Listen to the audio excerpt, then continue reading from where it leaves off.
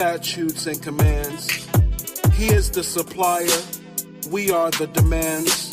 Our ancestors broke the blood oath promise. He is a man that doesn't lie. That means he's honest.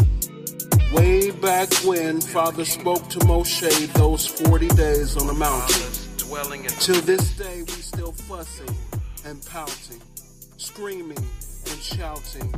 Heaven and earth will fade away before his word will.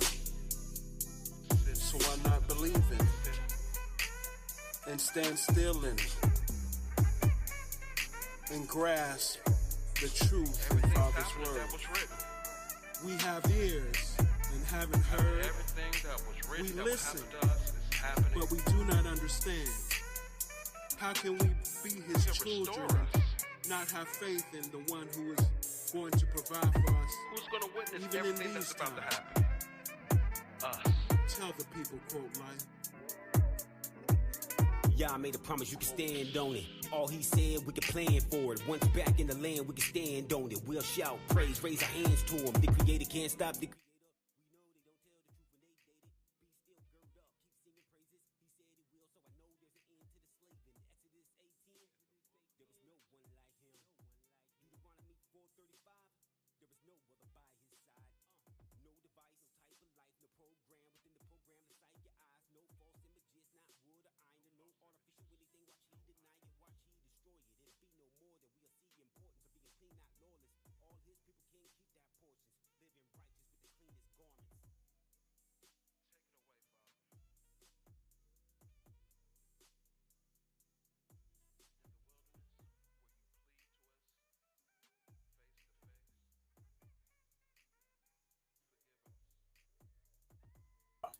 Let me get us on. There we go.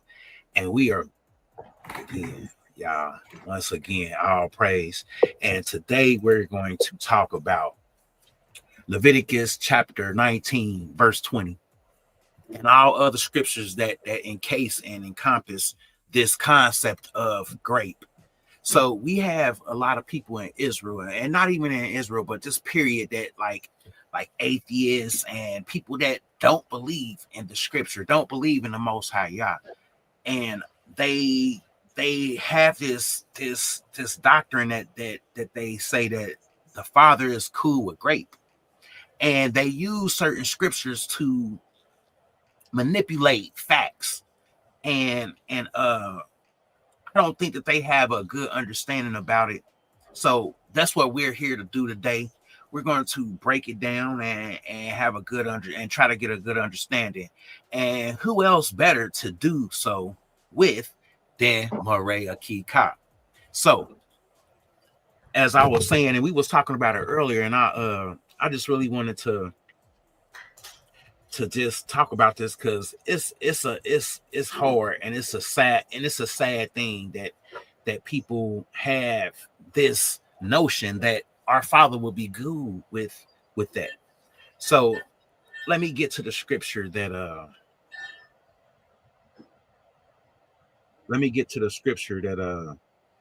what, who was that?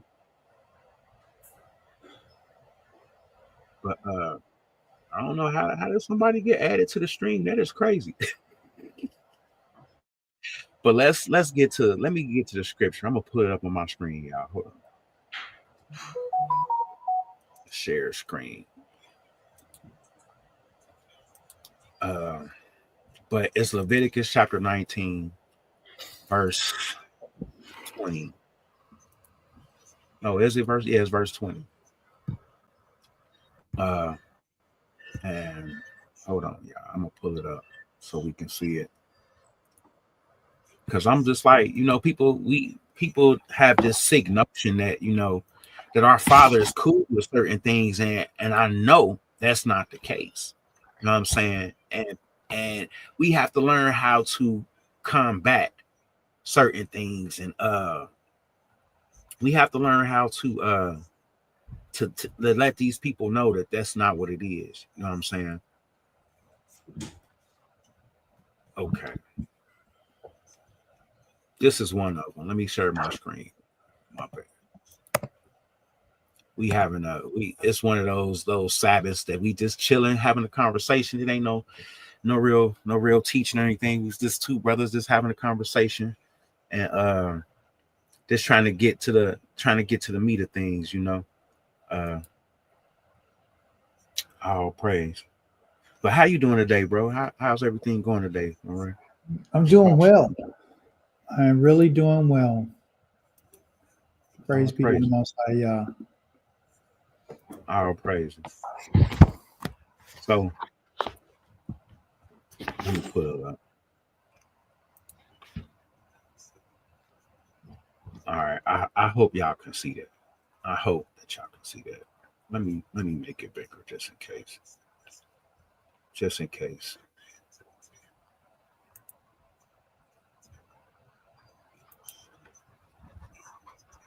So as we see, let me see.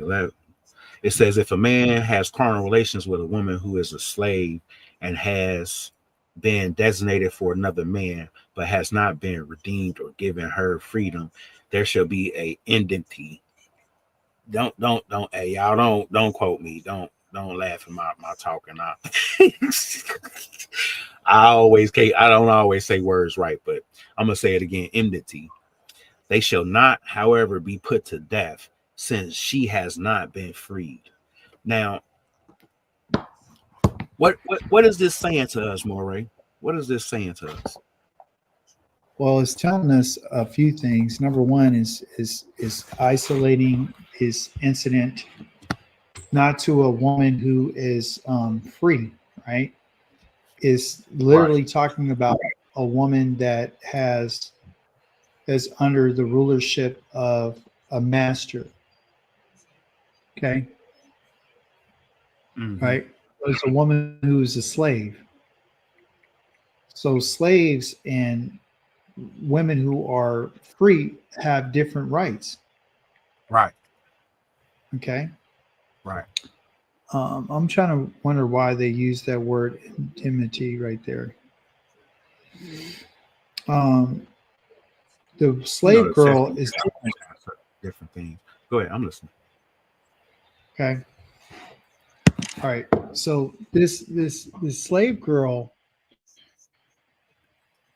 she has been designated, meaning like, for example, when they had slave girls, the slave girl is a possession, right? Right.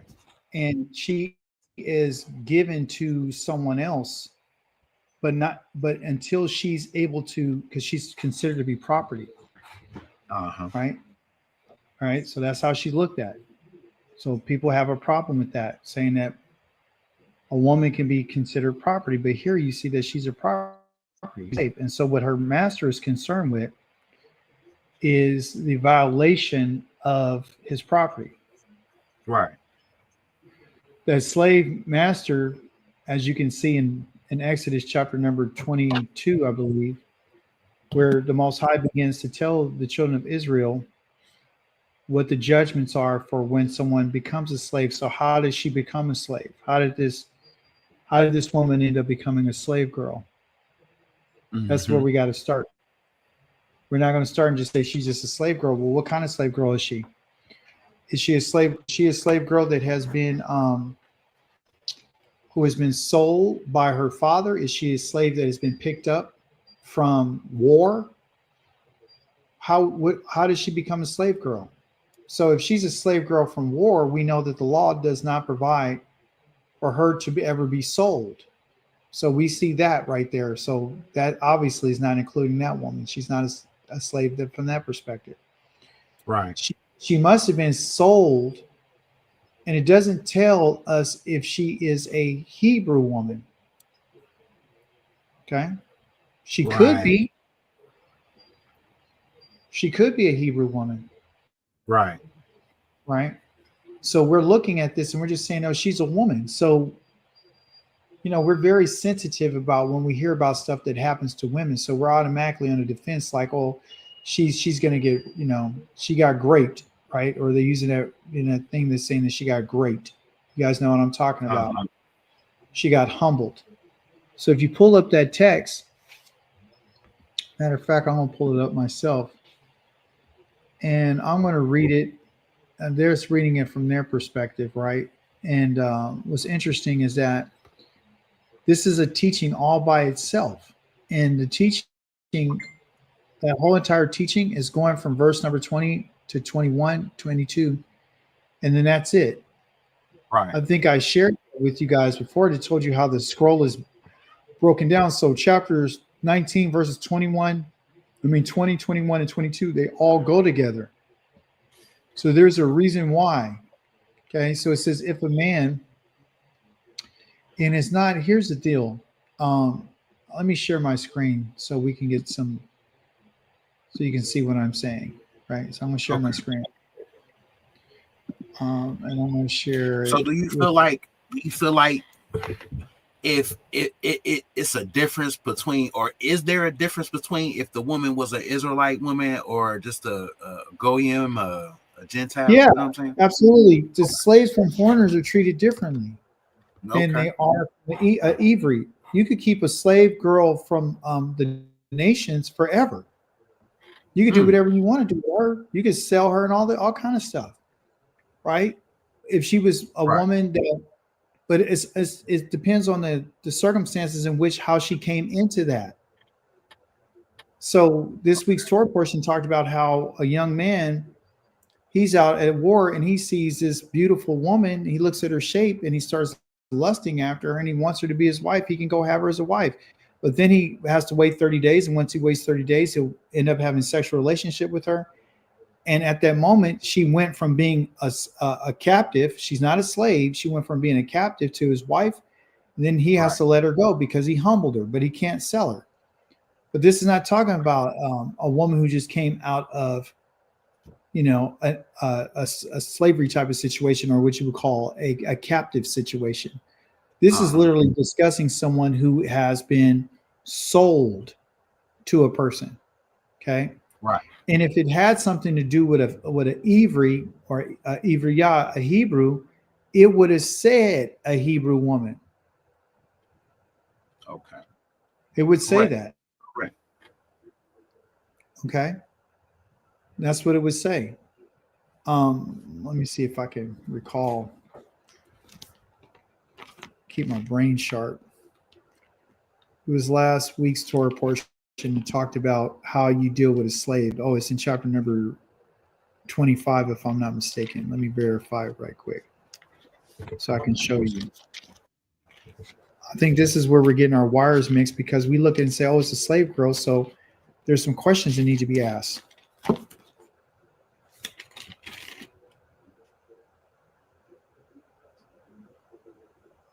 Because I've been seeing that, not like here recently, but has been a big topic that a lot of these atheists push, that oh yeah, y'all God is okay with grape, and it's like that ain't what's being said. Like, you know what I'm saying? Like, you got to look at the text and you got to really look at what's being said instead of just being, oh, okay, yeah, that's mad. Y'all God is wicked and evil. And I'm like, man, sometimes people just have are just so quick to condemn because they don't understand or they don't agree. And it's sickening. It's kind of sickening. Well, it ain't All right, so let's ask the question in. Okay, let's just this is a great thing to talk about before I get into breaking this text down, because sometimes we could break stuff down and people still don't understand what's being said. So let's just talk in very simple, plain terms. Okay, you said that the people that you talk to, they get upset at the fact that they're saying that they're accusing the Most High of approving what you would call grape. Okay. Some woman being taken advantage of. Okay. The Most High knows that this is going to happen. Okay. Right. So here's the deal. The Torah teaches us that, and especially Moshe, he told us that he ascribes righteousness to Yah. Yah can never do anything that's wicked. Never. Righteousness is only ascribed to the Most High. and he does nothing wrong. Okay. So if it's whether it's grape or whether it's unaliving, whatever it may be, they would like to ascribe and say that the Most High is wicked because he allows these things to happen. For example, he says that a child that disrespects their parents or talks back to their parents, they're going to be unalived. They would think that that's wicked. Am I right? Yeah, right. A slave girl. Yeah. So they have a problem with that. Okay. They have a problem with the fact that a man, he could see a woman in at war, and once he takes her captive, he could look at her shape and he can lust after her and say, I want to be with her, make her my wife. They have a problem with that too, because it's going against whatever her decision is, correct? Right. So she can't make that decision. She's not choosing him, he's choosing her. Right. So that's against. So that would again show that saying that the Most High is wicked because this woman doesn't get an opportunity to make a choice. Okay. My point is, those are just some illustrations. My point is there's individuals that don't understand the ways of the Most High. They're like to say he's responsible for the actions of the men that they're taking, and because these people do this, obviously he must approve of it because he's not judging them, which they don't really look at what the judgment is. Okay. So that's what we need to find out. It's not whether or not it's right or wrong, because in the text, if I can show you right here, it doesn't say if. This is what you're having problems in English. The first verse right here in chapter number 20 of, and I've made it larger so everyone can see it. It says, Ha'ish ki the yishkav, meaning, and I will just start right there. It says, and a man, it says, if he lies. That word ki right there is not if. If is a rhetorical, it's possible. Right. But in Hebrew, the word ki doesn't mean if. So this is a translation problem. So because it's translated in the wrong way, you would think that it possibly could happen. And the fact is, it's not if, it's when. When. Oh. It's when. So when you click on, and I'll show it to you, I'm going to click on 3588. Key doesn't mean if. Okay.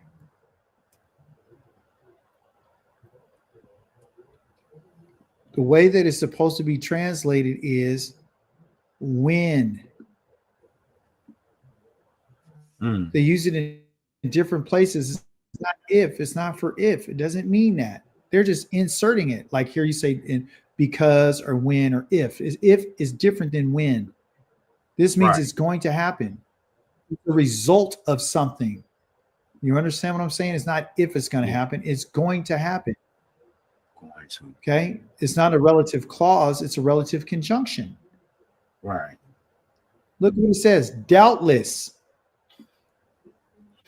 Inasmuch, whereas assuredly, it's going to happen. So basically a definite. You understand?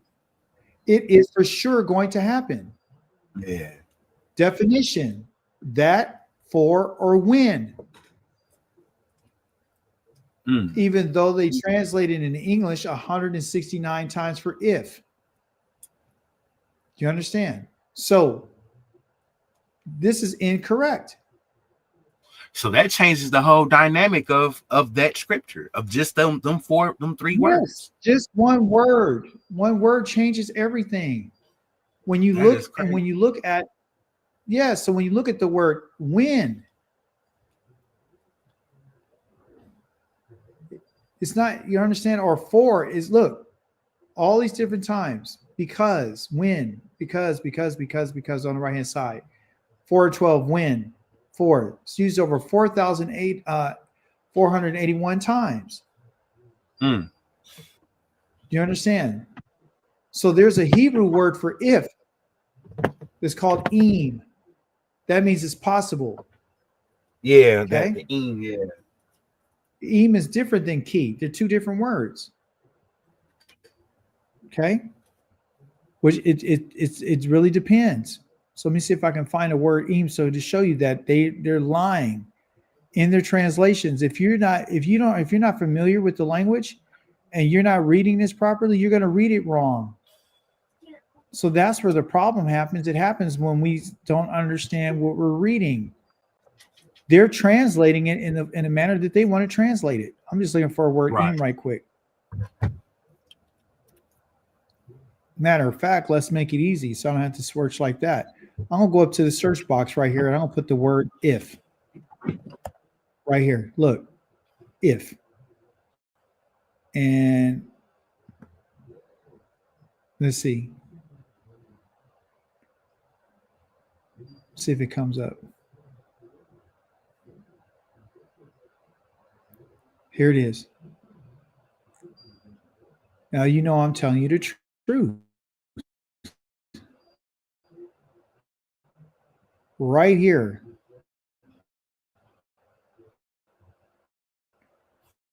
Im. That's if. 8. Have 2 words for if. Here it is. That is the proper word for if. Im. Right there. I am. And translated. Pronounced right here phonetically. Im. Okay. And what does it say? It says if or though. Then they mistranslated when. That's false. Can't have it both ways. Okay. So that's what they're doing. Definition, primitive conjunction. It's if. That's the definition. If. So in Hebrew, they're not using the word ki for if. They're using the word im for if. So when you see this, you're thinking, oh, if this, if means possible. It's not possible. It's when it happens. That's number 1. Okay. Number 2, because the Most High knows that it's going to happen. It's going to happen. It's not if it's going to happen. He's telling you when it's going to happen. When this happens, so we're now looking at instead of if a man lies, it's not if. When he lies with an Isha, with a woman, and he's shikat, he's lying and he spreads seed with her.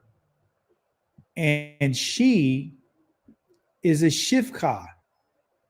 Okay. They have it as a concubine. That's false. She is a maid servant. As you can see right there, when you look at it, it is a maid servant. Okay. So they would say slave, it's a maid servant. So she's been hired to do work. Okay. That's how she exists. And they got this word betrothed right here. So this is different. Okay. This, the Nake Refet right here, this is different. Okay. And the way that is being expressed, everyone, is they have it as betrothed. Past tense, ed, right here. That is false. The actual verb tells you right here that it is a participle. Right here at the bottom. The P, let me highlight a little bit if I can. The verb right here at the bottom. It is a participle. A nafal verb, meaning a verb that is in a process of being done. Participle, meaning that is actively going on. So it's not fully, she's not fully betrothed. She's in the process. In the process of being it hasn't been, okay. The deal hasn't been done. Right.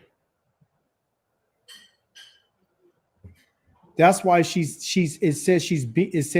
say she's being, not has been. Right. But in our understanding of language, ed means past tense. It means done. Like I walked, ed. I'm finished walking. Okay. You know what I'm saying? I finished the work. It's done. You understand? I studied. Right. Done. Okay. Past tense. This is not a past tense. This is a process that is going on. So the master is taking his slave girl or his maidservant and he's negotiating to a man, to give it to a Right. man. Okay. And it says, and at that, and at all, this right here is saying at and at all. That is how they're translating this. This is not the word. The definition "and" is not in except for right here. And then at all, this word right here doesn't mean at all. It's called para. Okay. Para means to be delivered or ransomed. There's been some payment. You understand what I'm saying? Redemption price. Right. So they're not telling you that there's money involved. You're just thinking some slave girl got raped. She didn't. Okay. So that word right there is not mentioned.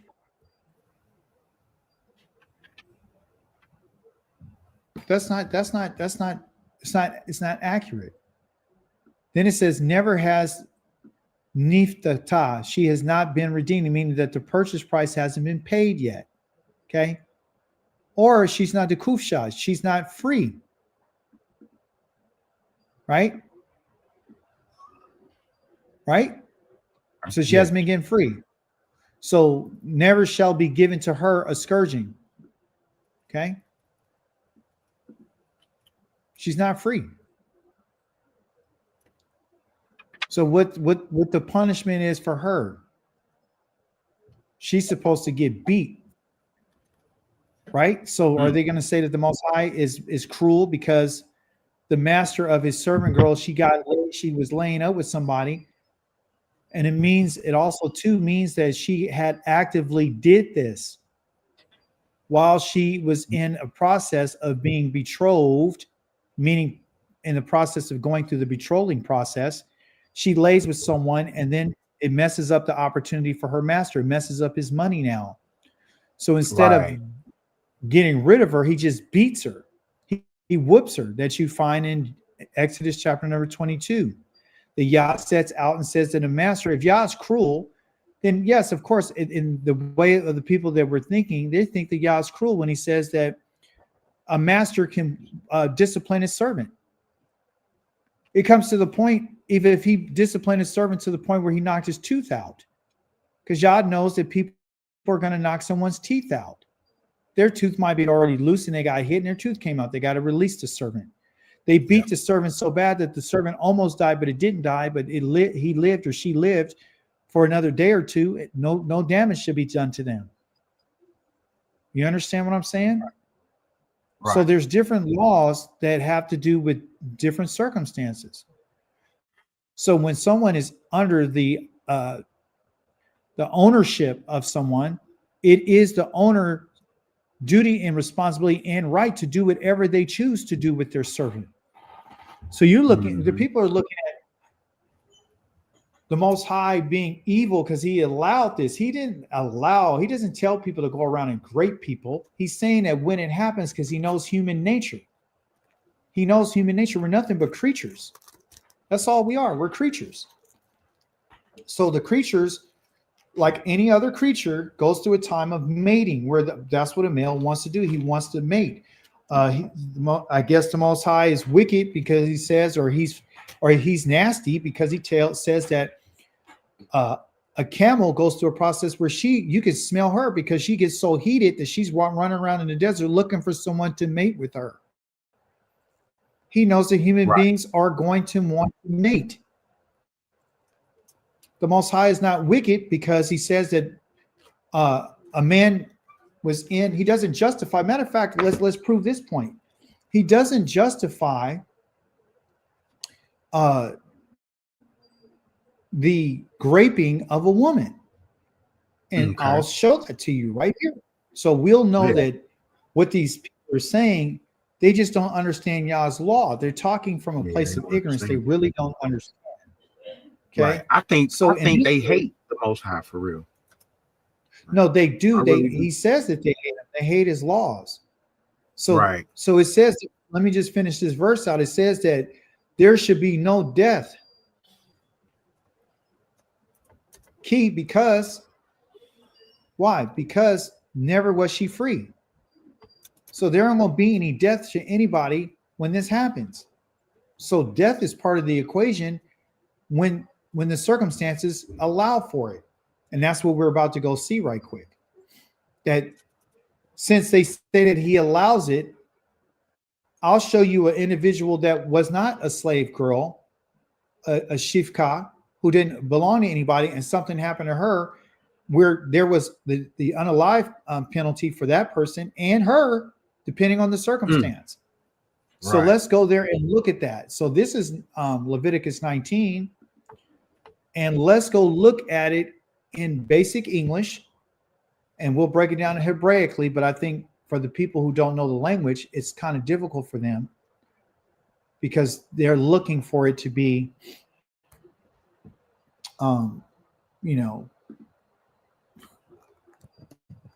where they understand it. Okay, so I did a little Hebrew right here just for my own sake, but let's go right here in the what they call the CBJ, which is the Complete Jewish Bible. Which the reason why it's called the Complete Jewish Bible, because that's the name that they decide to give it to it, because it is translated in Hebrew. I mean English from Hebrew is like 98% correct. So when it says certain words in here, they translate it, I know it's correct because I've already read the Hebrew. Then I match it up to what this author David Stern says. Then I'll know. Okay. So chapter number 22 is where we're going to find this. Chapter 22 or 23. Let me see. Committed disgraceful act of prostitute. Okay. All right. So here it is. A great way to remember this is going to be, and we can start in 22. Chapter number 22. Oh, it's not what I want. Chapter number 22. And we're going to start in verse number 22. 22. Okay. I'll make it large enough for us to see it. The way it begins, it says, if. In the Hebrew language, it doesn't say if. It's when. It's going to happen.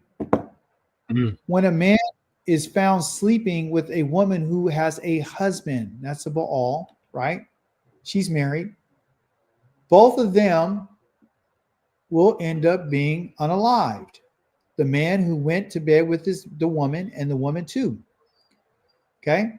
But here in English, they don't tell you why the man is being done. The reason why the man is going to be unalived is simply because the man had went to bed with his neighbor's wife. Okay? And it expresses it a little bit different than you have in English. It gives you the reason why. It's not because he just went to bed with her. He violated something that belonged to someone else. That's what it says in Hebrew. And the woman too, she's leaving too. Versus what you just read. So this, in this case, this is not grape. This is adultery. Okay? This way you will expel, meaning uviar, the wickedness from among Israel if you do this. Verse 23. If a girl, when a girl who is a virgin, now this is not a slave girl. This is a regular slave. This is a regular girl who has been engaged. And the way engaged means that she hasn't gone through the process of being sold. She's actually gone through a process of her father making an arrangement with the family of another man. And once that deal has already happened, okay, it's called aras in Hebrew, okay, aras. When it's aras, meaning the father is the one who gives, he's the head of the family, he's designated his daughter to be married, and he's already received the money, which they would call a dowry. He received money, right, to protect, and the money's not the cost of his daughter, it's to protect his daughter. She has value. Why? Because she's a virgin. She's never been contaminated. She's never been touched by any man. And this is what this man is paying for. Okay. So the man that they had this agreement with, this contract, this covenant with, is already agreed. The other one that we read in Leviticus was talking about a contract that hasn't been fully executed. This one has been fully executed. and another man comes upon her in a town and has sexual relationships with her, right? Right. So when he comes upon her, this is a grape situation.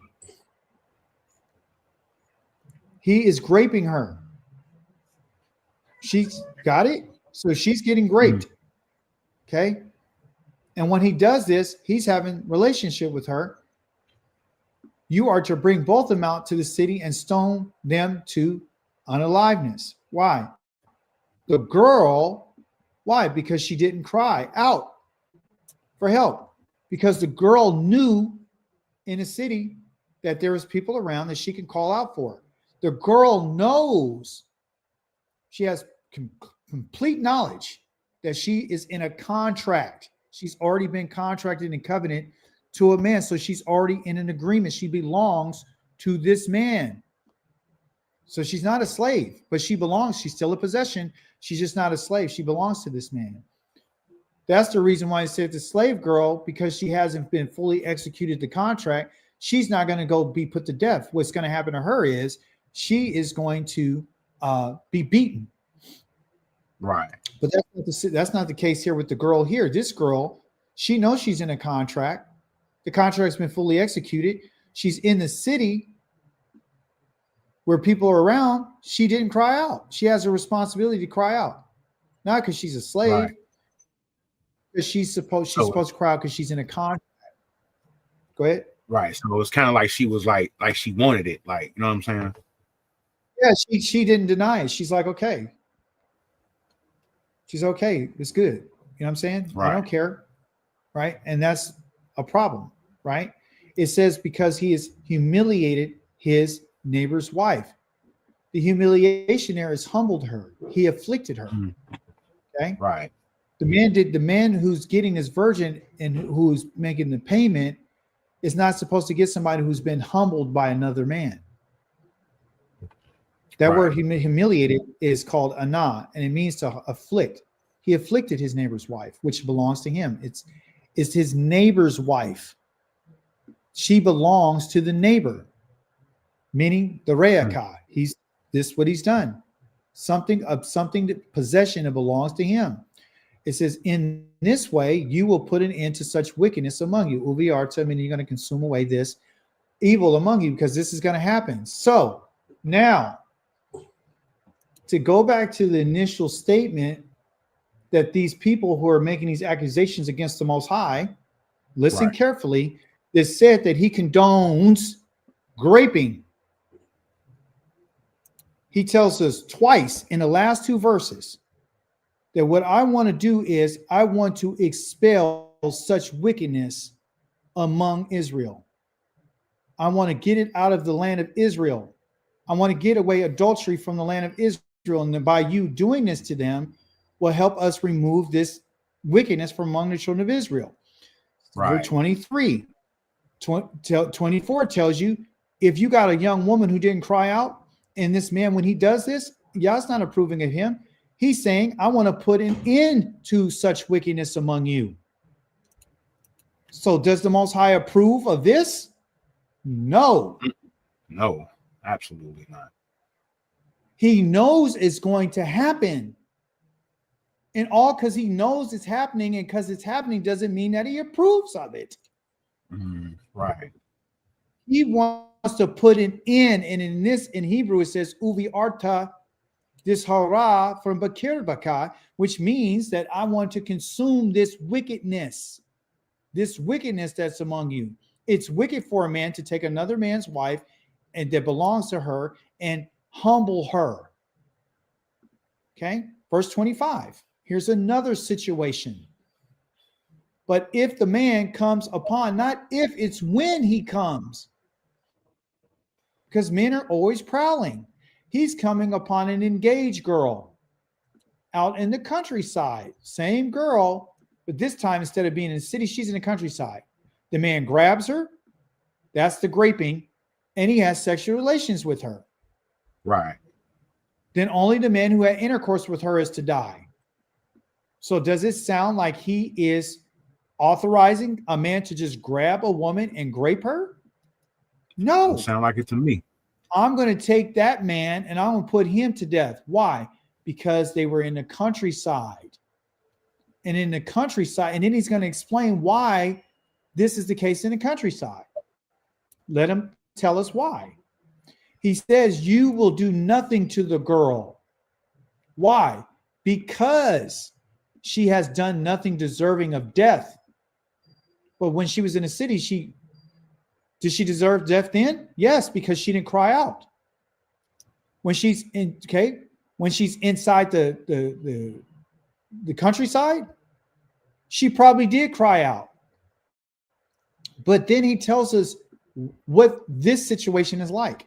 He said the situation is like the case of a man who attacks his neighbor and kills him, which is murder.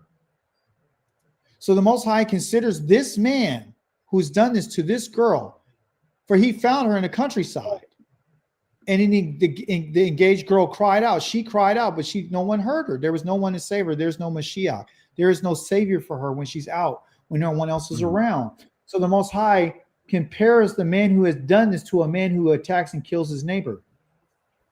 Does the Most High condone this? No. He says we're going to get rid of such wickedness among you.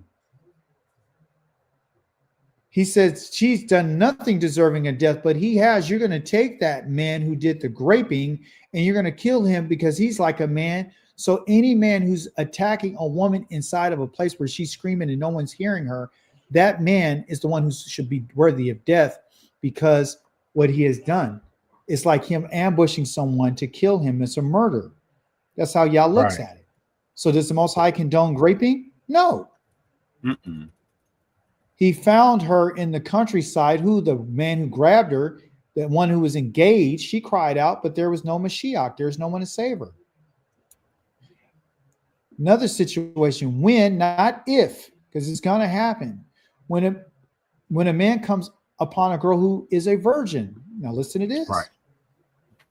He's going to come upon her now. She's a virgin who is not engaged. She's not engaged. So there's no contract. There's no covenant. There's no money. There's nothing. There's no agreement. And he grabs her and he's doing the grape.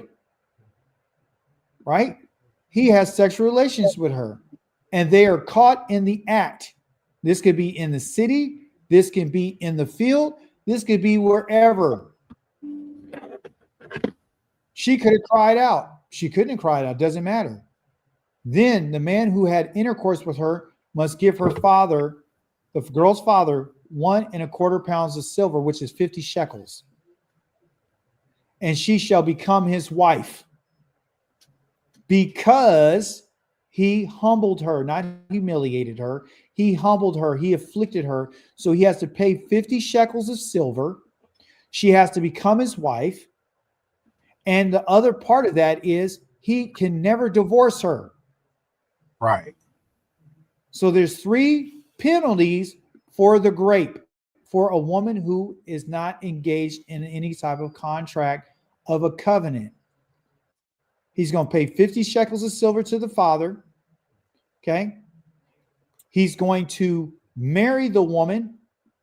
That's part of the penalty. And he can never divorce her as long as he lives. Period. So does the Most High condone it? No, he knows it's going to happen. Does that explain it? Is that clear? I hope it is clear for him. Yah doesn't I hope they condone understand grape. that. He knows that grape is going to happen. And this is the law. So if your daughter is a virgin and she gets raped, if we're in our land, now here in this land, I mean, law of, like I said, in Florida, they want to give the death penalty to anybody who's done this underage child. Someone who's under 18, they're giving a death penalty for them. That's the law that they're going to have. Y'all better watch out, boy, because they coming for y'all. God's law is to say that if you're in my land, I know that this is going to happen. Right. I know that. Okay. So what is an example of this happening on a grand scale? Right. So the people Yeah. that you're talking to are talking to you, and they're saying that he allows it, so he's a horrible Elohim. No, our Elohim knows how humanity is, and he knows what they're going to do. And so he's putting provisions in place, right? He doesn't condone raping. He doesn't. So there is punishment on every level that you see there, whether you're going to get the death penalty, right? Or depending on the circumstance, or you're going to have to go, which could be considered a death penalty. You go pay 50 pieces of shekels, and you're going to marry this woman that you don't know, and you can never divorce her. That's the penalty within itself. You understand? The reason why the other guy is not getting unalived and Yah's not putting him to death is because the situation, the circumstance, she's not in covenant. So what does this have to do with covenant? Going back to our covenant series, if you're in covenant with the Most High, he's letting us know something. When you're attached and you have made a vow and you're attached to the covenant with the Most High, and you break that covenant or something happens within that covenant, the covenant has been violated. The man who violates the covenant and has no regard for it is the one who's going to be put to death. Right. That's what it is. That's it. That's as simple as it is. So Yah doesn't condone. Go ahead. Property is property. Right.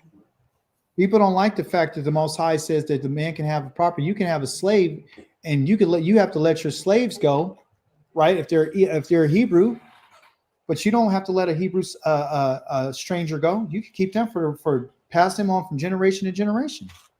And people would say, Yah condones slavery. Yes, he does. He does condone it as long as it's done in the manner it's supposed to. Does Yah know that there's going to be slavery? Yes. Does he know people are going to come up financially short and they need to go ahead, and if they didn't become a slave, and how are they going to survive? Right. When you're your master and you are a slave, you're supposed to behave in a certain manner. And slavery in Hebrew is called being a servant. So you're going to go into servitude. Some people have sold themselves into slavery. Right. Both Hebrew and yeah. So that's what it is. Just like we sold ourselves. The Most High didn't say, I didn't sell you. You sold yourself into slavery. That's the reason why it's not going to cost him anything to come and get you. There is no ransom for you. He's not paying a ransom to come and get you. Right. He's just coming to avenge his name and avenge his people, the blood that was shed. But Yah is for servitude. He is, because you're his servant. Right. Okay. So since I mentioned, so in so many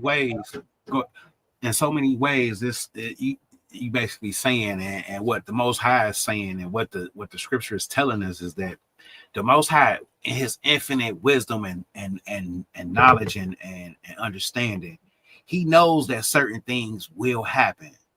yes, within the community, within our circles, and within the world.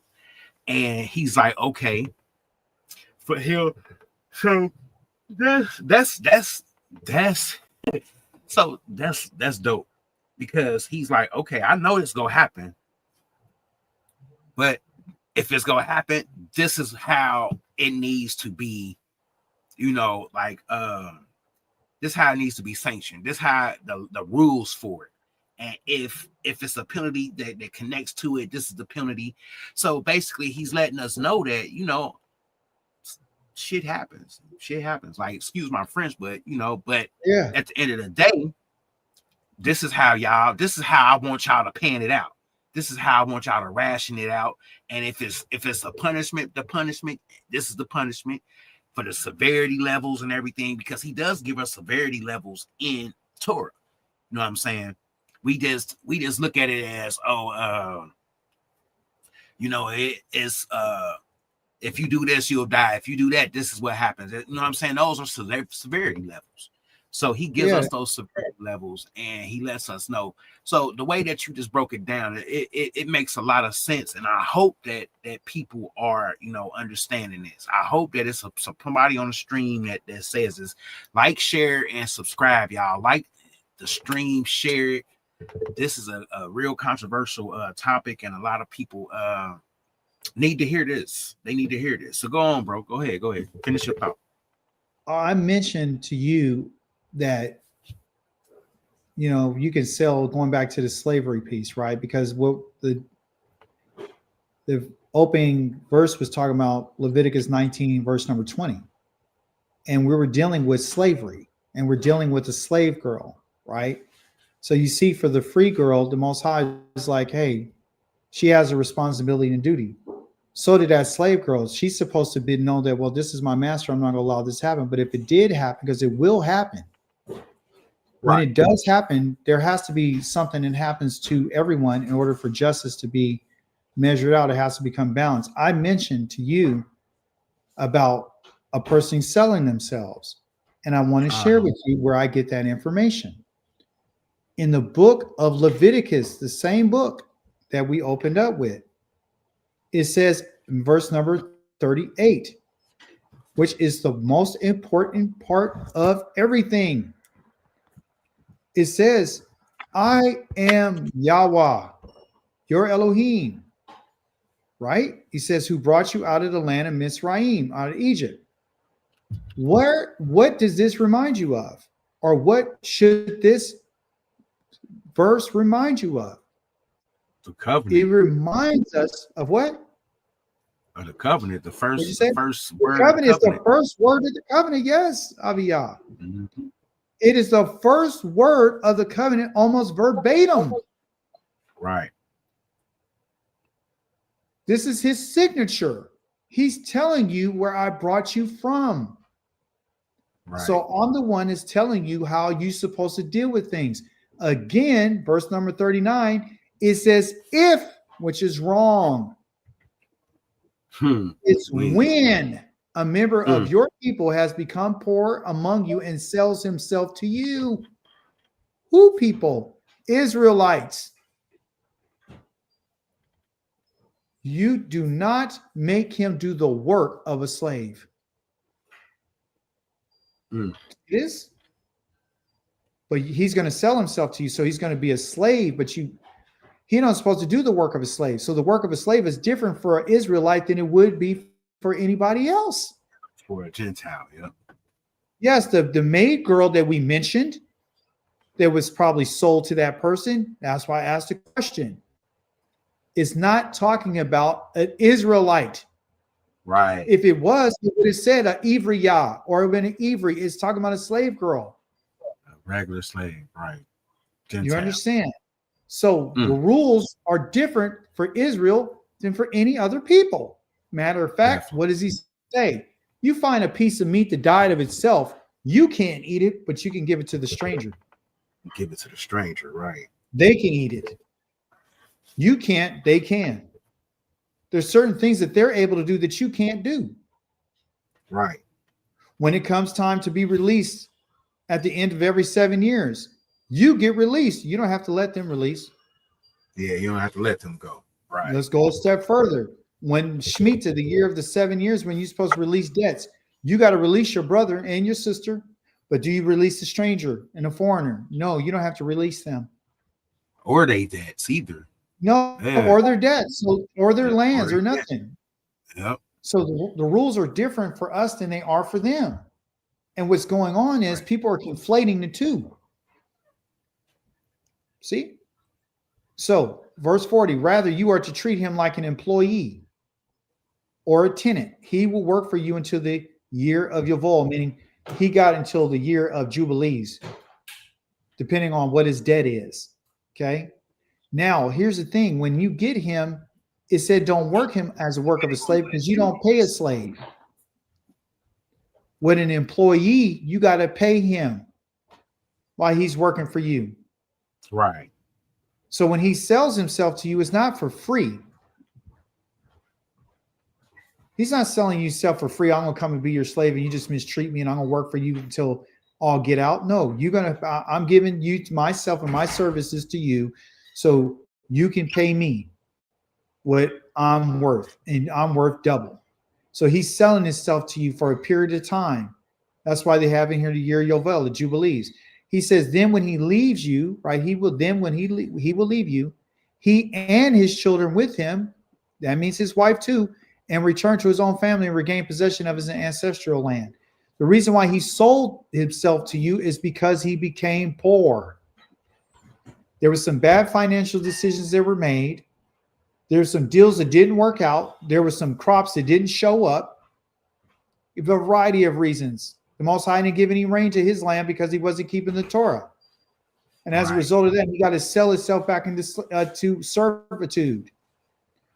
Then when he leaves you, him and his children with him, talking about his wife too, he's going to return his own family and regain possession of his ancestral land, depending on what tribe he was from. Why? Why is he telling us this? Not I'm Enoki Yahweh Achi'ka, I am Yahweh Elohim, for they are my slaves. The children of Israel are Yahweh's slaves. You and I are slaves. You want to clean it up and make it a little bit more palatable? Where I'm a servant of Yah. That's why I got to be treated differently. That's why I got to be treated with respect and dignity. Not that the other ones don't get treated that way, but as a special favor to me, whom I brought out of the land of Egypt, going back to the covenant. Therefore, they are not to be sold as slaves. They are supposed to be treated like employees or tenants. They're going to work your lands and you got to pay them. Do not treat them harshly, but fear Yahweh Elohim. Now, concerning the men and women you may have as slaves, telling you who you can have as a slave. You are to buy men and women slaves from the nations surrounding you. That could be the woman that you found in Leviticus chapter number 19, verse number 20. Right.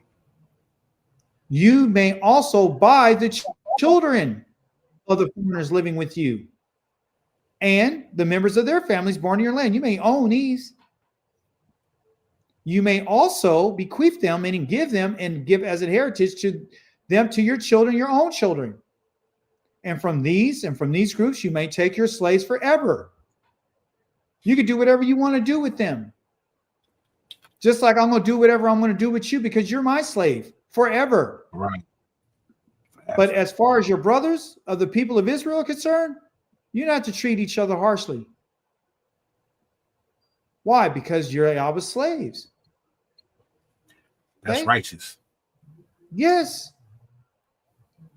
So it goes on and continue to talk about it. I'm not going to read all this, but what I'm trying to get us to understand, if we look at the last verse, it says, for to me, the people of Israel are slaves. They are my slaves. So you and I cannot be anyone else's slaves but his. Whom brought you out from the land of Egypt. I am Yahweh Elohim. That is his signature. Going back to telling you I'm the one that you're in covenant with. Period. Does that make sense? Makes a lot of sense. Yeah, that's it. So Yah does not condone raping.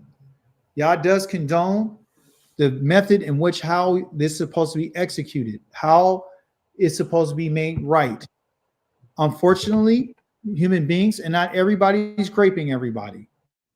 Right. Okay. So some men are going to go through the process of buying the woman that they want.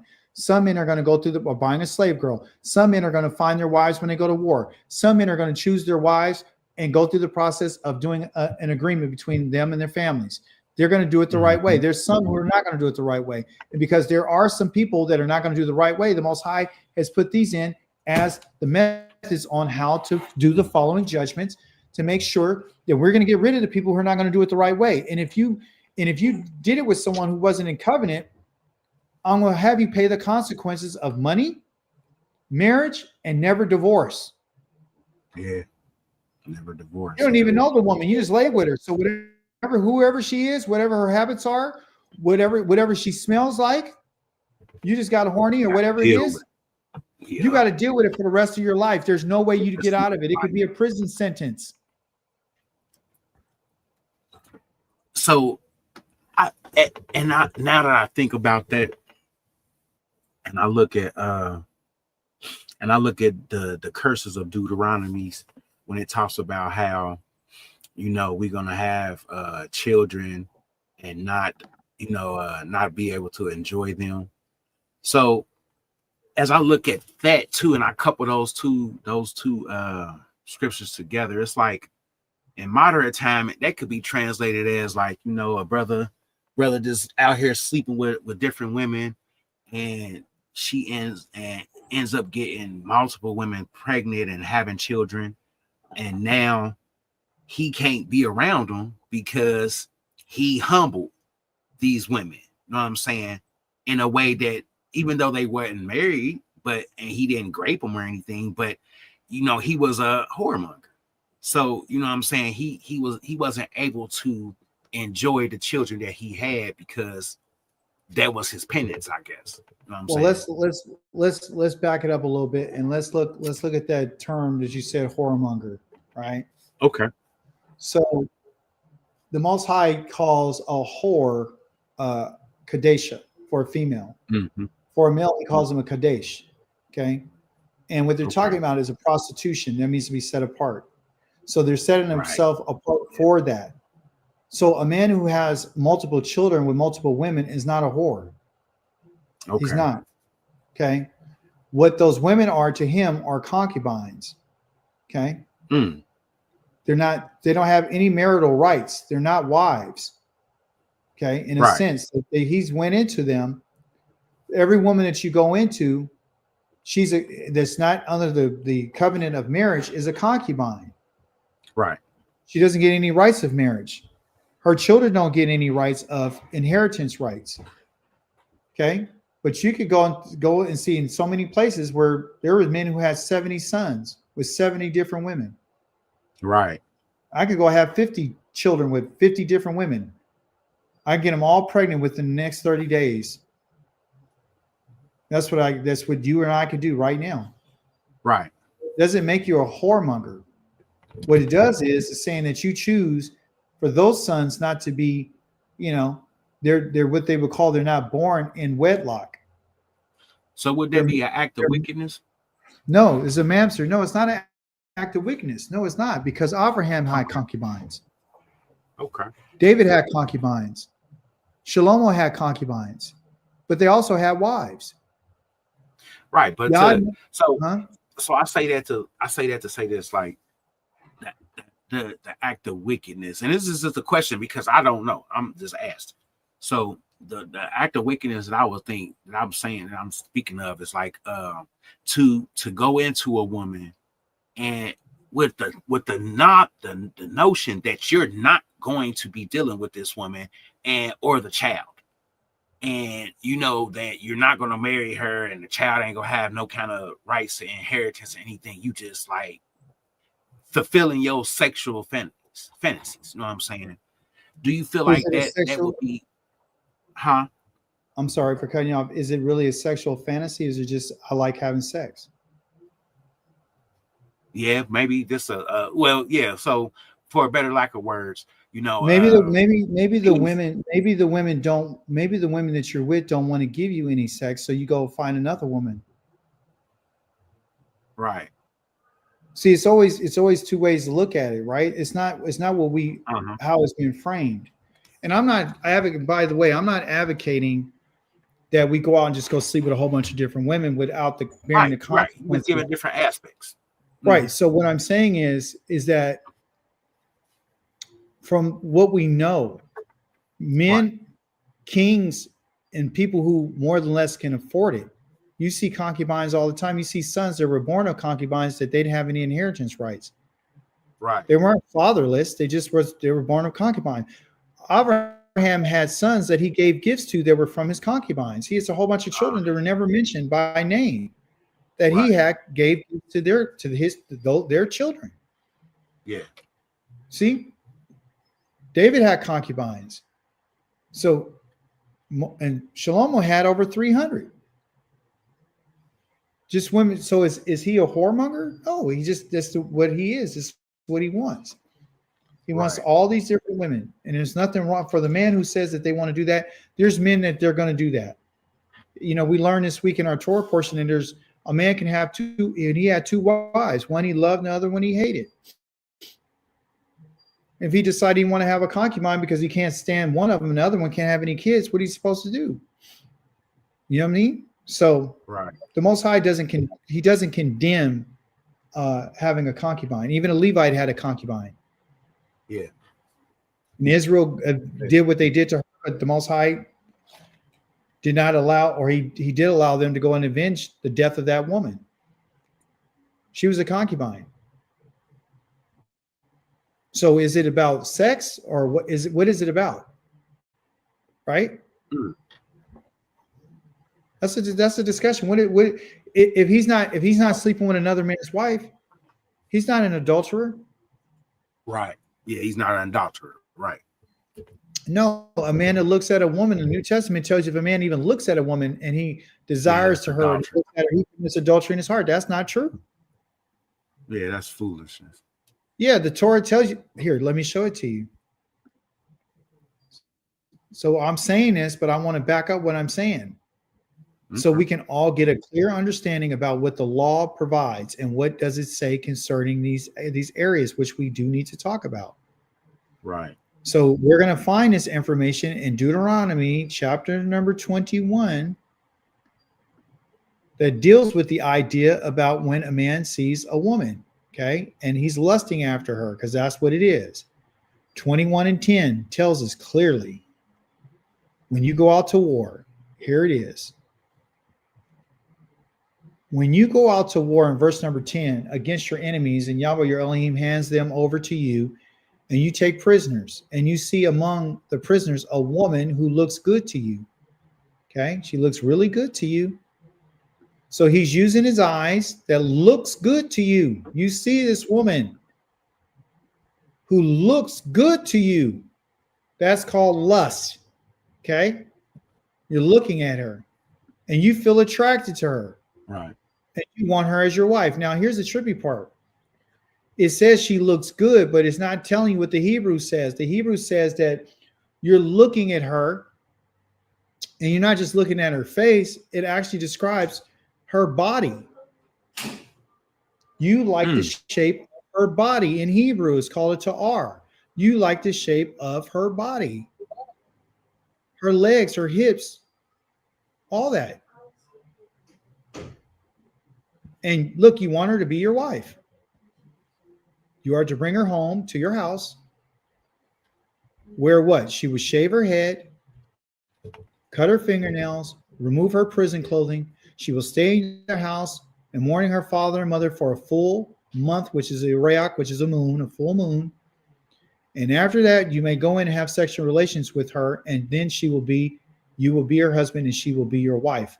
Telling you that sexual relations with her, okay? She's not a concubine. You want her to be your wife, okay? Right. You're giving her the rights, okay? So this is an individual who doesn't have, listen, not that he doesn't have a wife, but he wants her to be a wife to him, okay?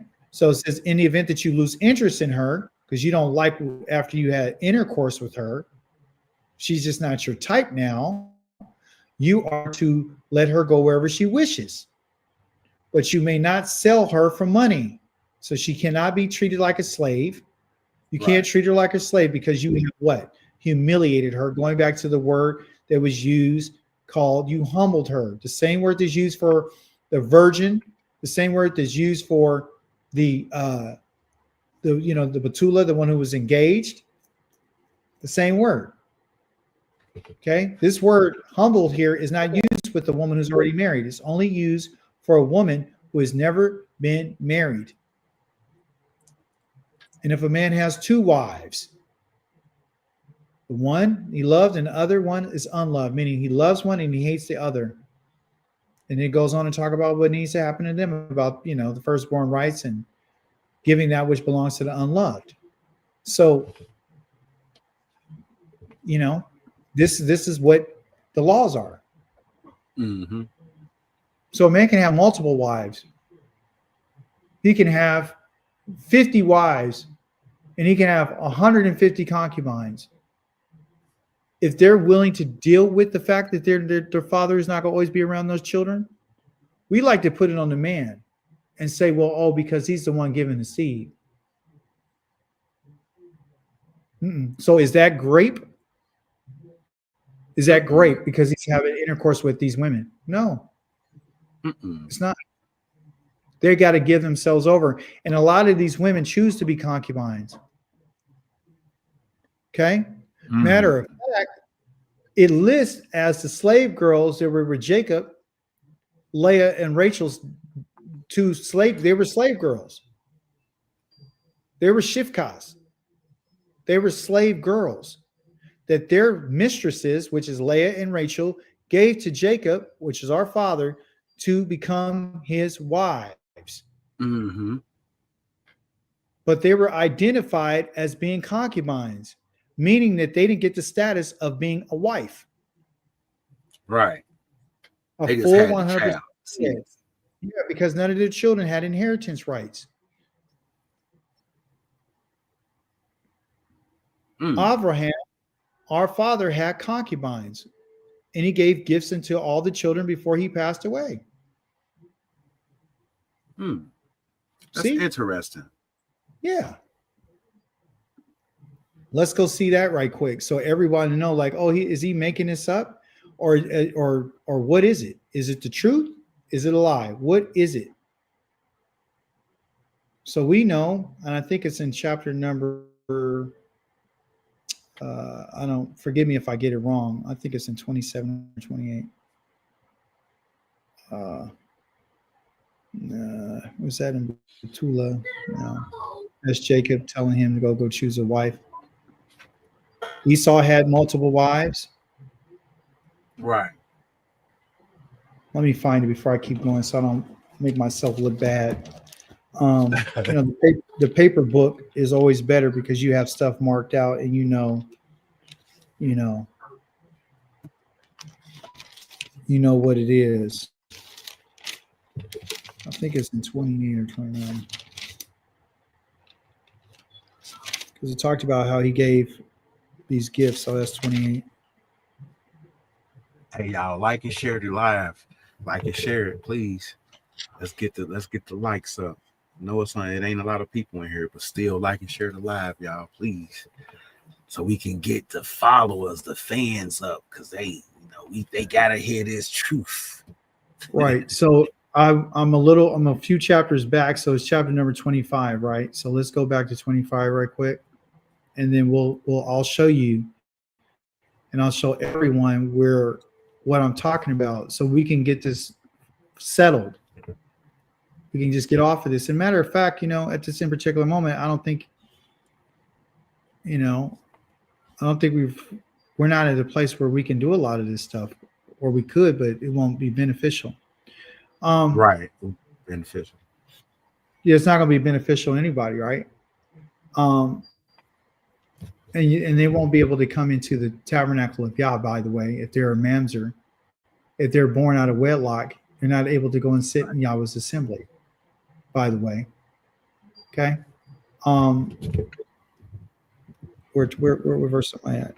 Chapter 25, verse number 18. Okay. So here's what it says.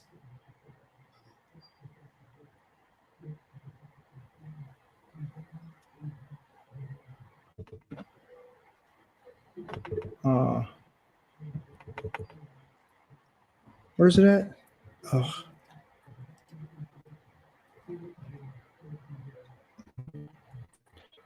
Oh, I think it's verse.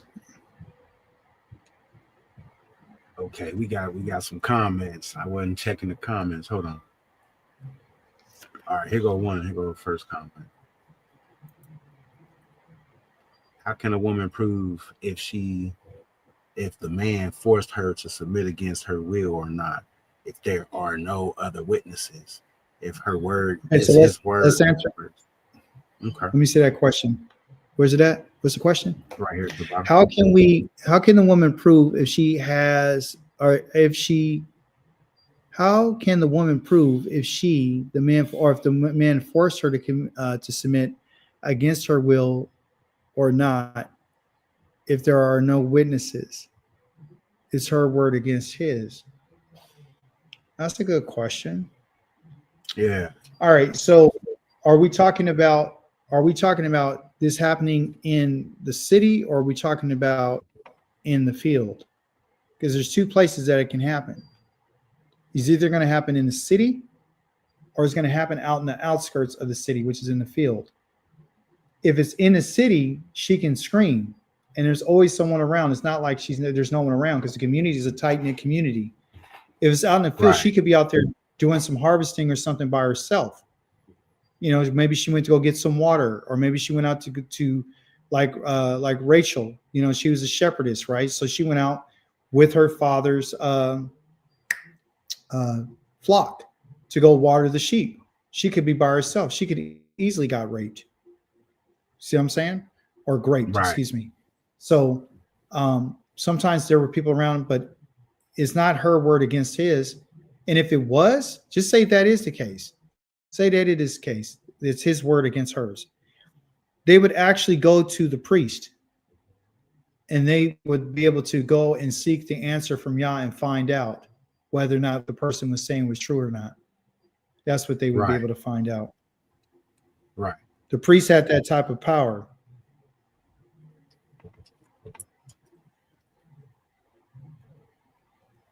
Okay. Let me see. All right, so I found what I wanted to talk about. Huh? Here it is. This is the answer right quick. Let's just answer that question right quick. Abraham gave everything he owned to Yitzchak, to his son. But the sons of the concubines, he made grants while he was still living, and still sent them off to the east. So he gave them gifts. Okay? That's what he gave them. He gave them gifts. Right. Okay? Okay. Okay? To the concubines. So here's all the sons and stuff that he had with his other wife, because he took another wife, Keturah. And then she had him, Zimram, Kokshan, Madan, Midian, Yishbak, and Shuach. These are all the people that you would know as your Arabians today. Okay? And they fathered Shiv and Dedan. These are going to be the individuals that are going to bring gold and silver to the Most High. Their descendants will bring that when they come up to visit the Most High at the Mount Sion. Okay? Right. And then it goes on to talk about all their sons. And then it says Abraham gave everything he owned to Yitzchak, because Yitzchak was his firstborn son by his official wife. Hagar was a slave girl. She was a slave girl. So he gave everything to Yitzchak. So really what she was, Hagar was like a concubine to him. Okay. But to the sons of the concubines, he made grants while he was still living. Right. And he sent them off to the east. That's it. Right. So he had concubines. What's your next question? So the next one is the brother has a couple of comments, but I'm gonna get to the questions. Max Soto said is Jacob had concubines. So yes. then he did. Yeah, he did. And then he says, is that the one of the reasons why Dan is not mentioned? I won't say, when you say that he's not mentioned, he is mentioned on, he's aligned up with the tribes of Israel. He's mentioned in the census. He's mentioned on when he was out in the wilderness. He was mentioned and blessed by his father and by Moshe. So what text are you talking about him not being mentioned? Yeah, because they even talked about, you know, when Solomon not Solomon. Basically, a lot of times they always would speak about it. I guess it was just the land of Dan, but they would always say from Beersheba to Dan. You know what I'm saying? And it was like a geographical like setting. Like, okay, so Dan, we all know Dan was like in the northern tribe, the northernmost tribe in the land at that time, and then Beersheba was like one of the southernmost tribes. So it did speak about Dan quite a bit in the scripture. Well, Genesis chapter number 49, Jacob blesses Dan before he dies, right? Yeah. And then in Deuteronomy, I think this is going to be if I'm not mistaken, the last chapter. Let's see if Moshe blesses them, because the Father blessed them about what they were going to do. And then we look at the blessings that are found in chapter number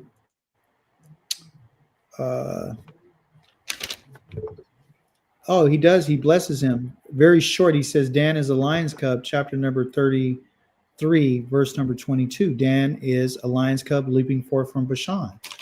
So he's mentioning the blessings of the Moshe, the man of Elohim, spoke over the people of Israel before his death.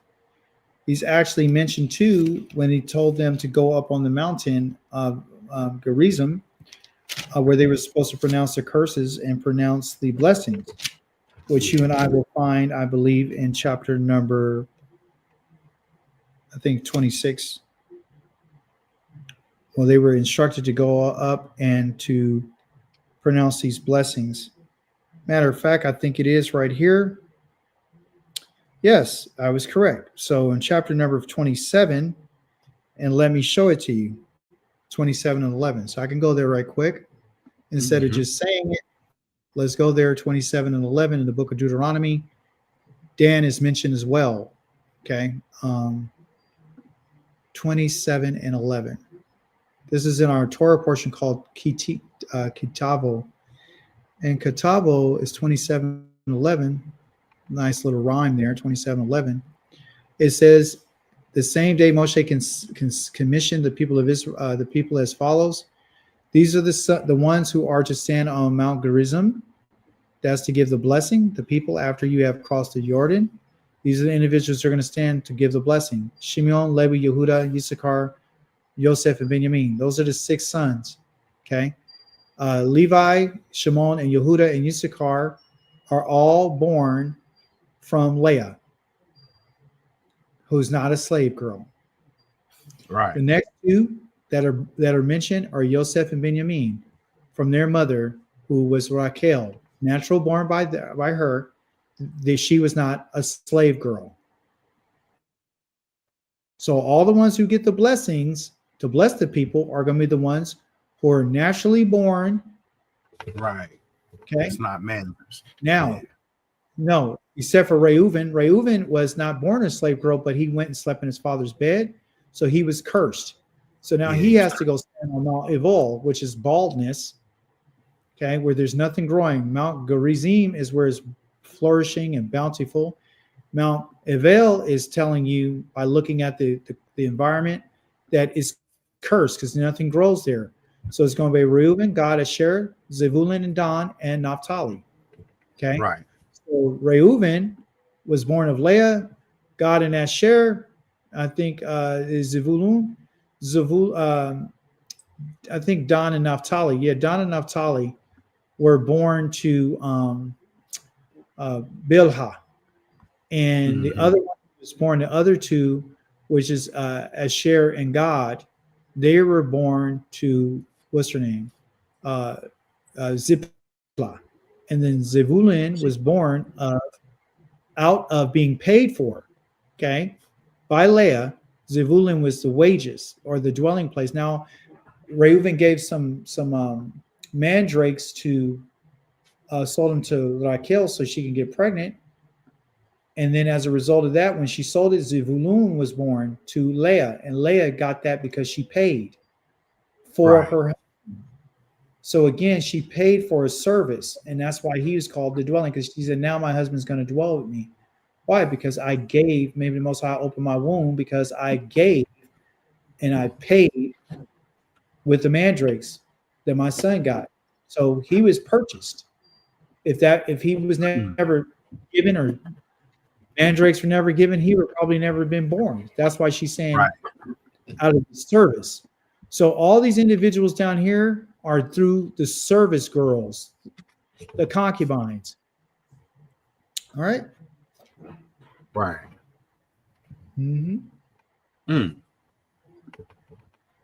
Interesting, right? Yeah, isn't that interesting? Yeah, the other ones are naturally born to their mothers who weren't slaves. Yeah, that was interesting. And a lot of that it says in the Bible, it says that Bilhah and Zipporah was his wife, but they were concubines. You're right. Concubines. Yeah, because they're telling you. Yeah, they're telling you that when that's the reason why if you don't understand the definitions and you don't know the cultural, context, then you'll be thinking that they're just a wife with all these different rights, and they're not. A matter of fact, here's some more evidence to the fact that they're not the wives. When he was going to go meet his brother, who did he put in front? He said, perhaps my brother is going to attack and kill everybody. So who did he put in front? Yeah, the two concubines. He put them and all their children in front, didn't he? Yeah, he did. I guess he was showing favoritism, right? Who did he have last? His wife, right? The one that he loved. That is crazy. Raquel. I never like pondered on that. It's deep. Yeah. So so even if you didn't get what was being said, the actions afterwards that preceded what Jacob was doing with them let you know that they were just concubines. They weren't wives. That's all they are. They don't mean I can look, I got kids with them. They live here. I sleep in my wife's tent. I sleep with Raquel. I go over to Leah just to do my sexual stuff with her, and then I'm gone. That's what I owe her, and I'm gone. She's my first wife. I hate her. That's why I stay. Hatred means I stay away from you. I put distance between you and I. He loved the one that he's with, Rachel. The Most High, Leah prayed to the Most High and said, I'm hated. He knew that she was hated. That's why he opened up her womb. Mm-hmm. The two wives, one is hated and one is loved. You can't deny the one is hated, the birthright that belongs to the firstborn son. Because if it was left up to us, we're only going to give to the one that we love versus the one that's hated. Right. We will alter justice and judgment because of how we feel about somebody. That's why he says you should never, you see the faces of these people. Don't care because they're poor. Don't care because they're a woman. Don't care because they're highly wealthy. Don't care about nothing. Don't look at their faces. So the idea of a concubine is just saying that the Most High is saying, look, I know what a concubine is. He allows it. Because he knows man. Yeah. If you're, and there's men, all that you see that had all different types of concubines. Concubine doesn't mean you're a whoremonger. Doesn't mean that, that I just love having sex. It could be just that's who I am. Right. That's just who I am. Maybe this is what I need. Maybe the women that I'm with just don't have it in them. Maybe I'm not pleased with them. Maybe I don't like your body. Maybe I don't like the way you smell. Right. And so you're telling me that I got to accept the stuff that I don't want to. You hear what he just told us? He doesn't accept what he doesn't want to accept. And he's given the sons of Israel the same right. If you see a woman that you married and you decide you saw something in her that you don't really particularly like, you can see this in chapter number 24. You could get rid of her. Right. Send her out of your house because you just didn't like the way she smelled.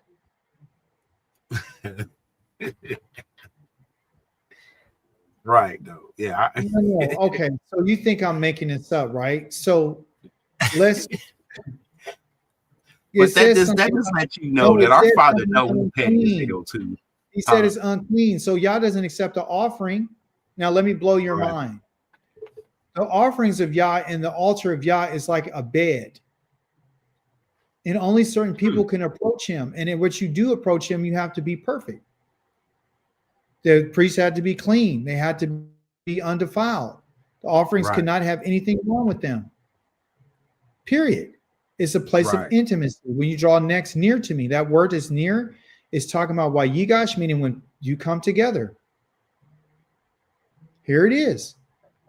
Right here. So you can say that Achi'ka is not lying. He's telling the truth. It's what the Torah says. Suppose a man marries a woman and consummates the marriage through what? Sexual behavior, but later finds her displeasing because he has found in her offensive in some respect. In Hebrew, it talks about an erwalot, meaning something in her body. He writes her a divorce document and gives it to her and sends him away from his house. Mm. She leaves his house and goes and becomes another man's wife. Verse 3, but the second husband dislikes her as well. He hates her. It says dislike, but it's hate. He wants to put a distance. I don't want her around me either. He writes her a get, which is called a carry to, which is a divorce document. He gives it, puts it in her hand, and he sends her away from his house. Right. Or the second husband whom she married dies. In such a case, the first husband who sent her away the first time may not again take her again as a wife because she is now defiled. So that's a dumping of different seed. The seed from the second husband is already implanted into the soil. The seed of the first husband has been planted into her. So the first husband puts a Cabernet Sauvignon inside of her, and the next one puts some white grapes.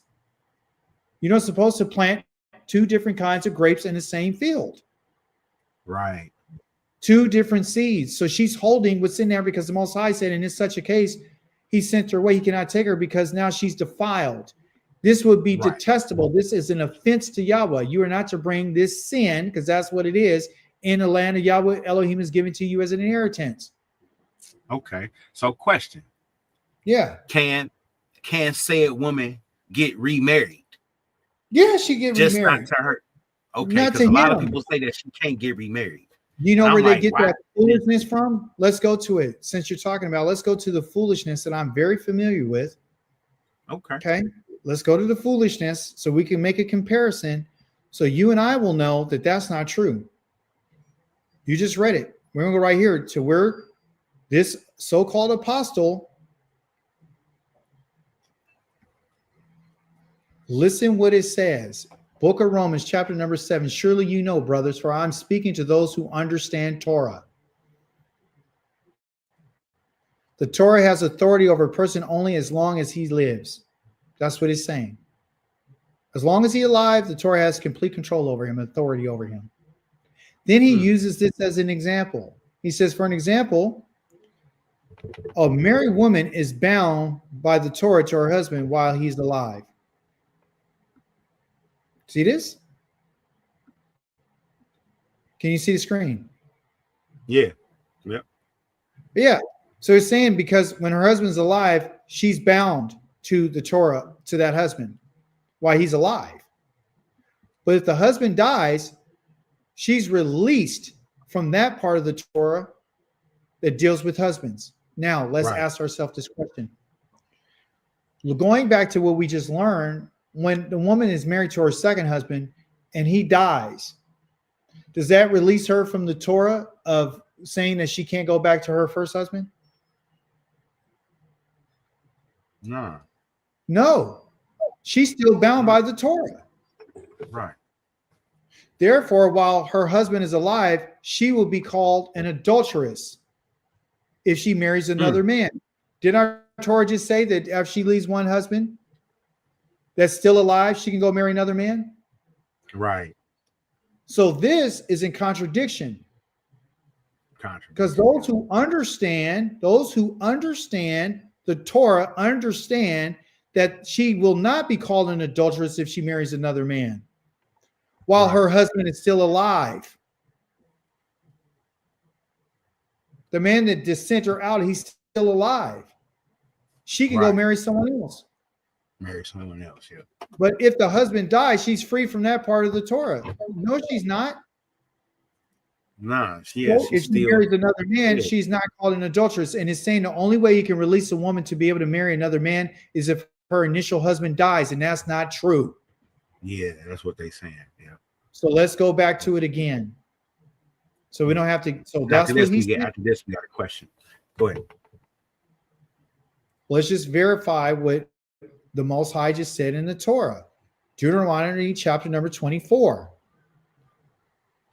Suppose a man marries a woman, consummates the marriage, but later finds her displeasing because he has found her offensive in some respect. He writes her a divorce document and gives it to her and sends her away from his house. She leaves his house and becomes another man's wife. She's not an adulteress. It said that as long as that man is alive, she marries another man, she's an adulterer. That is not true. What's the question? Right. Right. Okay. This is the question. It's talking about the firstborn. Okay. What is the significance of the firstborn? Did Yahweh give the firstborn a unique role and create them in a very special way? The answer is yes. Okay. They are very significant. How do we know this? Well, when we go back and we look at the sons, whom the Most High, from the beginning of time, we don't have to look at just Israel to say the firstborn son. There were firstborns that were born before that. Okay. Right. The example that I want to give to you is saying the one when we're dealing with Noah. Let's start there after the flood, because we get a genealogy of his sons. And the first son that he has is called Shem, which they would call Shem. And it means the name. Okay. So let's go find out what the Most High said, and let's verify whether or not Achi'ka is telling us the truth. Let's find out if indeed this is true. So let's go to Genesis chapter number 10. Okay. And this is going to give us a genealogy. Okay.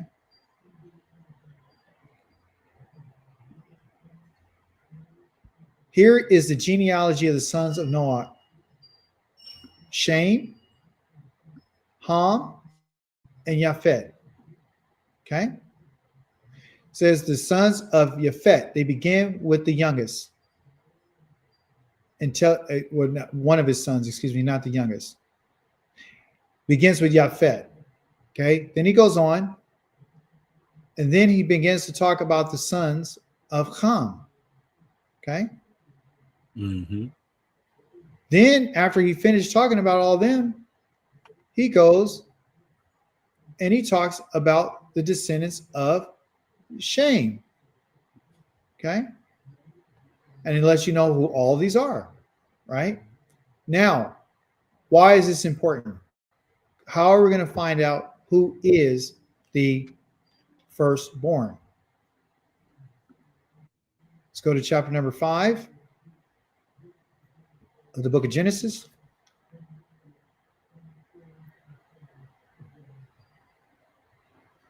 Talks about this. Chapter number 5 gives you the genealogy of all the different sons that were born. Verse number 32 again reaffirms that Noah was 500 years old. And it said he fathered Shem, Ham, and Japhet.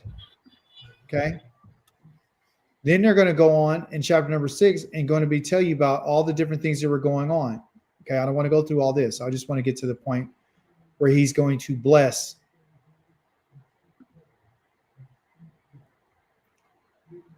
the one son who did the right thing, the firstborn. The why. Chapter number 8, is it? Yeah, I think it's chapter number 8. All right. So now,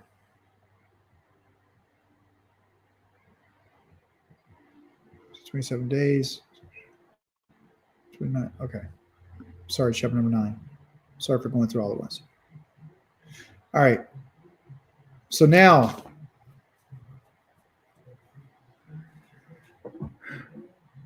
chapter number 9 is when Yah establishes a covenant with the sons of, or Noah and his sons. Okay. So he's not just talking to Noah, he's talking to all of his sons. Okay. He said to his sons, verse number 1, Noah and his sons, Elohim said to them, Be fruitful and multiply and fill the earth. Right. He's talking to Noah and his sons. Continue on, verse number 8. Elohim spoke to Noah and his sons, not just Noah. Tells him what he's going to do. Tells him what he's going to do. Okay. Now,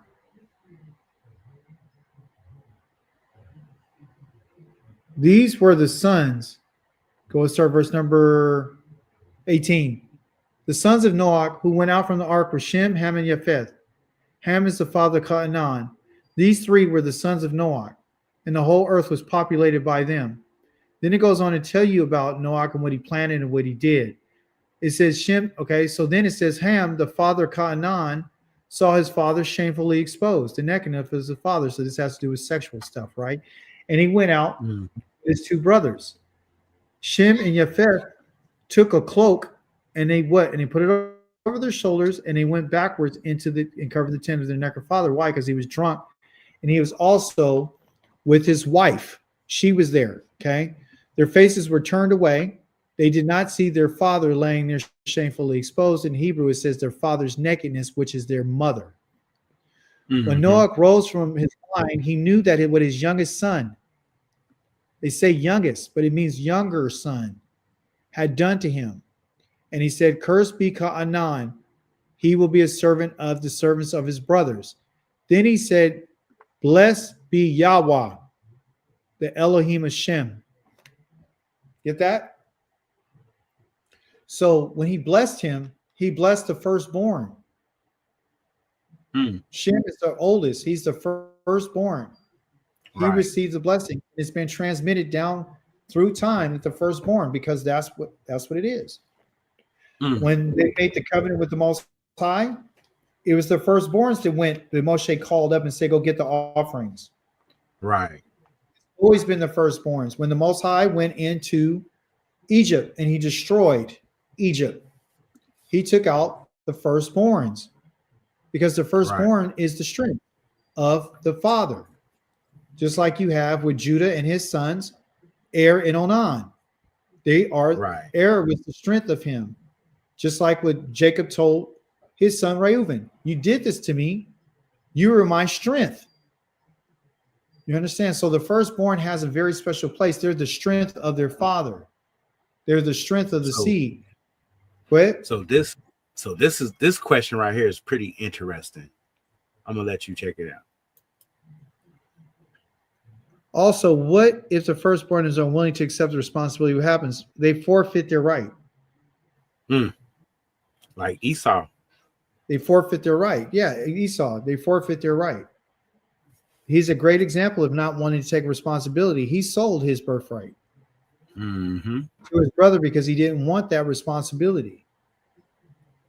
Reuben forfeited his birthright when he went into his father's concubine. Right. He lost his right.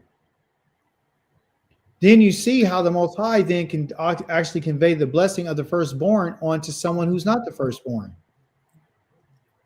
Right. And that happened when he gave the blessing over to Ephraim versus Manasseh.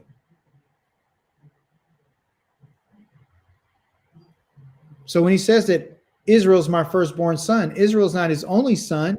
He's his firstborn son. Right. Firstborn. He's my firstborn. He has special rights and privileges. That's why he's going to give him the whole entire world as his inheritance. Man, all praises. All praises. Man. So you know that I never looked at that like Moses. Like when I first came into the truth, it was taught that him seeing Moses naked. But I never put the correlation together with the law of seeing your father's nakedness, which is your mother or his wife. You know what I'm saying? Like, I never put that correlation together, and it was crazy. It's crazy that now, 15, 16 years later, you know what I'm saying? Like, somebody that understands it better, like, you know, I guess it comes when it comes, but excuse me, y'all. It's crazy that none of the teachers that I ever came across or, you know what I'm saying, ever studied up under, like, said that. Like, yeah, that was his mother. Like, their mother was there. And, she was there. Remember, he got drunk and he was having a good time. And what they saw was their mother was exposed. Their brother, they're getting it in English so they'll make you think something, but it says his father's nakedness, and the father's nakedness is always described, or the corner of his bed, his skirt. That's what it's talking about. Don't go into the corner of the skirt of your father. Like we read in our Torah portion this week, it talked about you shall never expose of your father's cloak, meaning his wife, in any type of way. So this is the idea of, and if you think about the curse on Ham, what they call Ham, it said that he's going to be a servant of servants, but also too, all of the sins that he has done or what he did has been proliferated throughout time. As you know, Canaan is the land of the Canaani, right?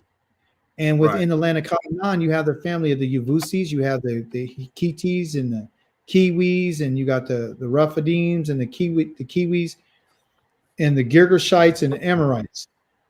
All of those are Cam's sons. So they've always been plagued with sexual behavior that has been disgusting. They are the ones who said, don't be like them. So they're sleeping with their mothers and their fathers. That's why the law was given to us. Don't do these things. These are disgusting practices that you'll find in Leviticus chapter number 18.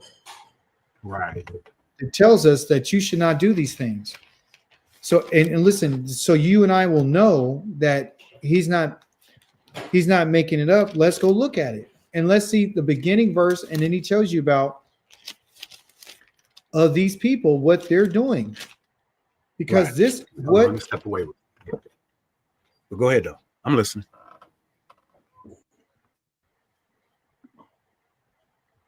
So in Leviticus,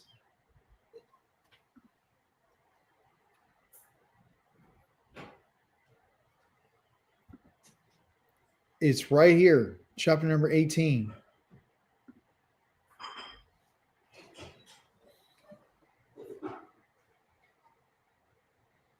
Again, you see it. What does it say? It said, Yahweh spoke to Moshe, speak to the people of Israel and tell them, and I'm going to make it larger so you can all see it.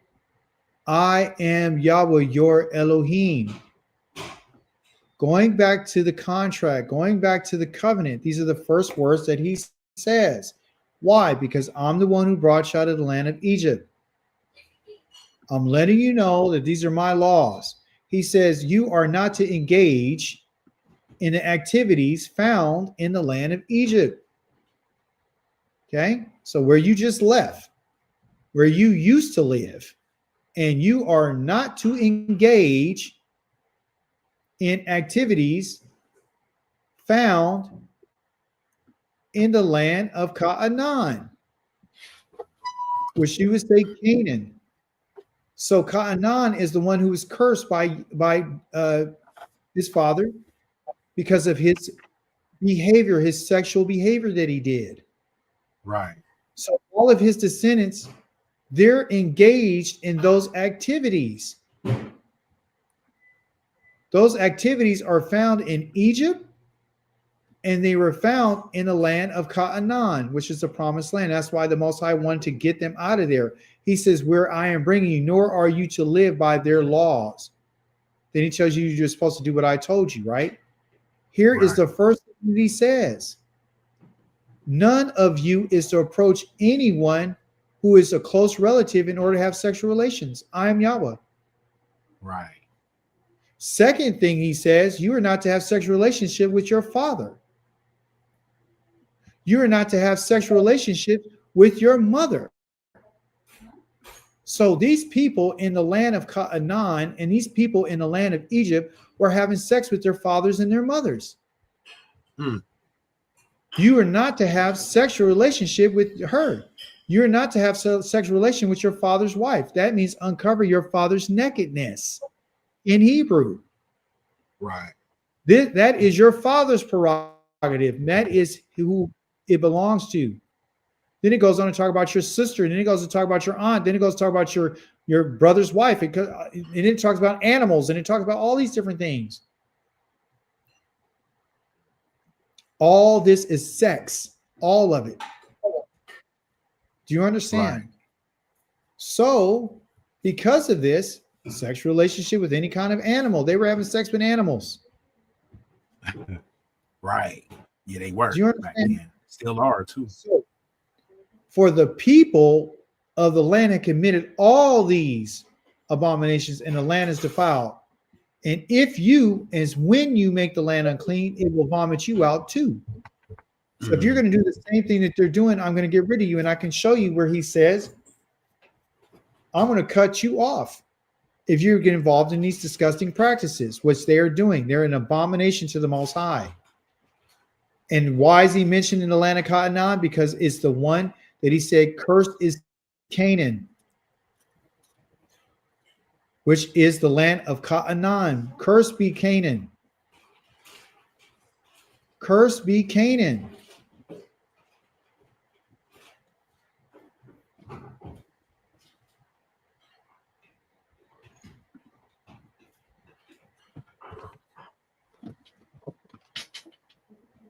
Here it is, so you can see it. Ham, the father of Canaan, saw his father shamefully exposed. Okay? What did his father say? Cursed be Canaan. That is the land that you and I went to. The land is named after the progenitor of the person who was their father, which is Canaan. So everybody that was born under this man is cursed. And all those people are the Yavusi. Got it? So now we know. Right. Good explanation. So sexual behavior is the problem. Yeah. So that's the reason why we're not in that land too, because there's a text that says that you guys are having intercourse with your son's wives, and you guys are sleeping with each other, and you're doing all kind of abominable practices. You're doing everything that I could put those people out, and you think that you're going to live here and then nothing will happen to you. Right. See? So they're playing with the Most High. And that's it. That's it in a nutshell. That's it. That's all. That's it, y'all. All praise to the Most High. It's been a beautiful build, and definitely we shed some light on some things. We shedded some light on some things. Definitely, our father is definitely not cool with grape. So I hope that we showed and brought the receipts that we needed to bring, the necessary receipts and tips that you people that the brothers and sisters can take and use to combat that doctrine, because it's a foolish doctrine, and they speak it unwisely, and they speak it out of the side of their neck about our father. So yes, we definitely have to combat that, and we want to thank the brother for showing us how to combat that, and showing us that what it really meant, and that the Most High knew that that he knew that these things were going to happen, so he had to govern them, and had to set punishments and ordinances for it. So all praise to the Most High for his benevolent justice, judgment, correction, and wisdom. praise y'all. All praises. So, hey, I'm glad y'all tuned in. Like and share, enjoy, and subscribe. Let's get the subscribers up, y'all. Let's get the likes up. Let's get the engagement up. We love y'all. We appreciate y'all coming and get on the live with us, and just enjoying. Hold on. Yeah, okay. So now our brother, see, we was about to close it out, but the brother got another question. So, all right. Yeah, he says, if a man was promiscuous and later discovers he already has a firstborn son from those days, how should this be handled once he takes a wife? again, legitimacy. So if the man he was out there promiscuous, he had a son, and that son is not. Remember that the key is a wife, not a concubine. Women that you sleep with outside of marriage is a concubine. Those sons, even though like there's an example called Yeftach, he's in the book of Judges, that his mother was a concubine and he was a firstborn. But the people of Israel put him out because he was not legitimate. Right. So a child that is born, they're not legitimate. It has to be a wife. So whoever is born of a wife is legitimate heir. Right. You have to be on contract and covenant in order for that to happen. Sleeping with somebody doesn't mean that you're in contract. Right. It doesn't. You see that in all these different situations. The man slept with a woman. He still had to go marry her. He had to go and go into contract. He still had to pay some money. He still had to be approved. So legitimacy is found in the covenant. Right. So, you had some children outside of the covenant. They're not considered. The Most High don't consider them called illegitimate. They're called bastards. They're not legit because they were not done in marriage. That's in your Torah portion. It says for the context, he finds out about the firstborn years after taking his wife. Still doesn't matter. Yeah, it doesn't the wife matter. is legitimate. Yeah. The one who's recognized and one who is under contract is the one who has legitimacy and a legitimate claim to the firstborn status. Right. Yah recognizes. Okay. So here, let's answer that. Okay. So let's just answer that according to the Torah. Okay.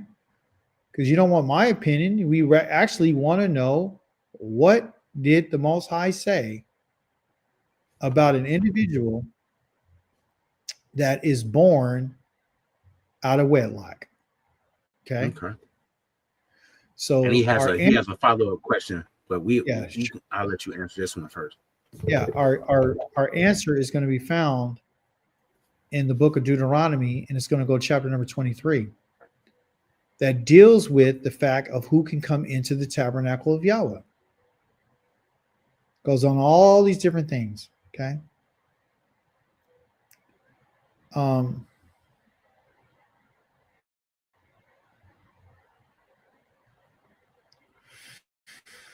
Let's see.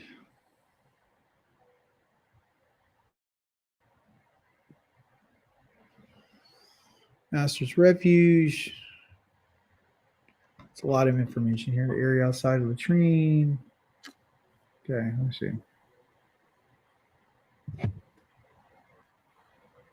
Where is he at? Talking about a mamzer.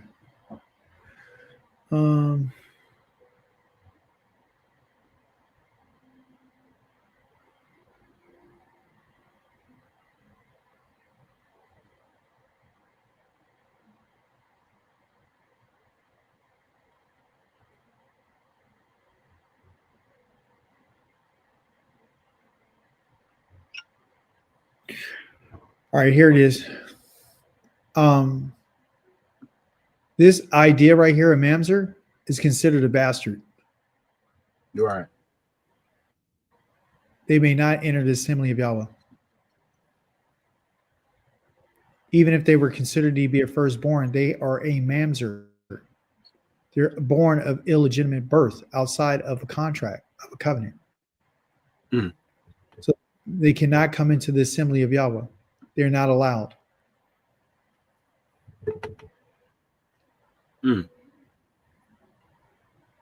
No mamzers. Matter of fact, you better not have crushed testicles, and you better not have your private part cut off, because you're not coming into the assembly of Yahweh. You ain't coming in any kind of defect. Yeah, certain defects. Yeah, no defect. You're not coming in. So a mamzer is someone who's illegitimate. Right. What's the next question? Just the next question. Does every wife have to be paid for or accepted into the family? That's a good question.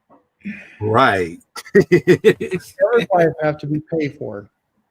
All right, so let's look at it like this. That's good. That's really good. I've never heard that one before. I would say, according to the Torah, yes. How do we know? What's our example? Well, here's the example. Jacob. We know that he didn't have the money.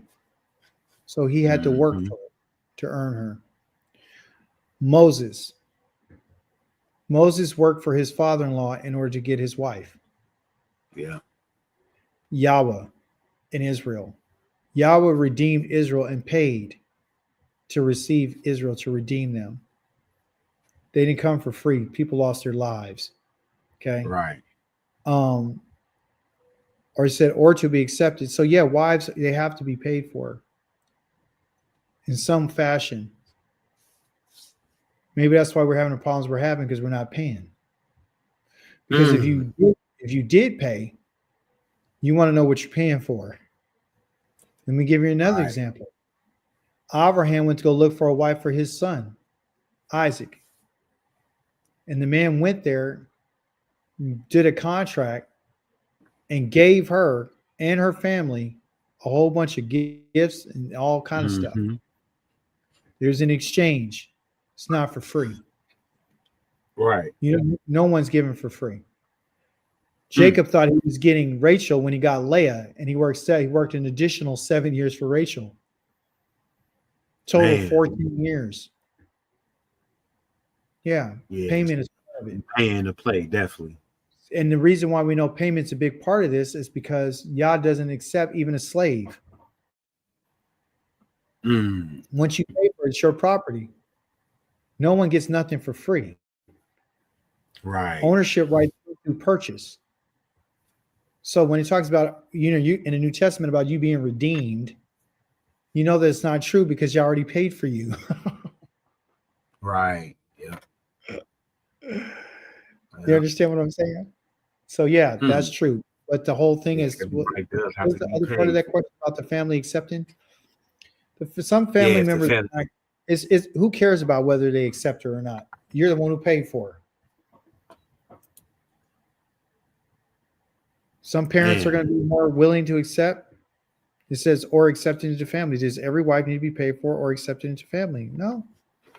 Not for the accepted into family piece. But the paid for? Yeah. And here's the deal. Because we're not in our land, you may think that you're not paying, which you are. So the cost may not be evident, like, $100,000 or $200,000. You really, you're not gonna get the $100,000 to $200,000 quality. But if you marry a woman without paying, you still are paying, and you're just paying in a different way. Right. You know what I mean? You're gonna, there's a phrase called "you pay for what you get," right? So whatever you get, whatever you pay, that's what you're gonna get. So if you didn't pay anything, then should you expect anything?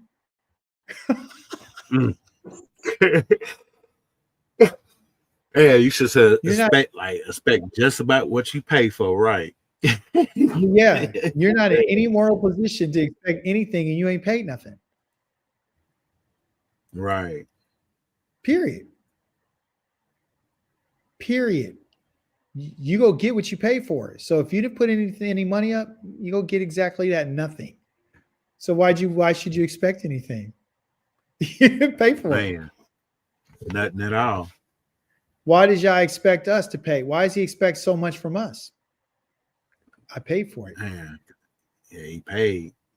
That's deep though, man. You just said like man, in order for the Most High to get us, bring us out of Egypt, it had to be loss of life. That's deep. Loss of those life. Ain't the only lives though. Hey, check this out. That ain't the only lives that was lost. He gave the lives of kings and peoples and animals and everything. Right. He told and he said, I'll still do it. I'll give nations for you. That's how much I love you. I'll kill everybody. And that's why he said that in Isaiah. What was that? Isaiah 44 or something. When he said, I give kings. I gave them all for you. I'll take everybody out. Don't play with me. Man, that's a deep love right there. Yeah, you're the only one I know. So, someone say that they own you. No, they didn't. You sold yourself. I didn't sell you. You did. Right. Your crime. You sold your own self by your own crimes. You did that. Most High didn't do that. Right. That is deep. Anyway, thank you all for your time today. I do want to leave us with a word. Are we still on for tonight at 7:00? Oh yeah, definitely. Okay, so I'm we'll be I'm back out there. here on what time for you? 7 on your time and what my time? 5? Yeah, 5. All right, everyone. We'll be back at 5:00 today. We're going to have a healthy conversation with an individual, a brother, and we're just going to have some more chat up time and get more into some better understanding. All praises. So All praise to the Most High. see y'all in a little bit, y'all. Peace. Shalom, shalom. Shalom, shalom.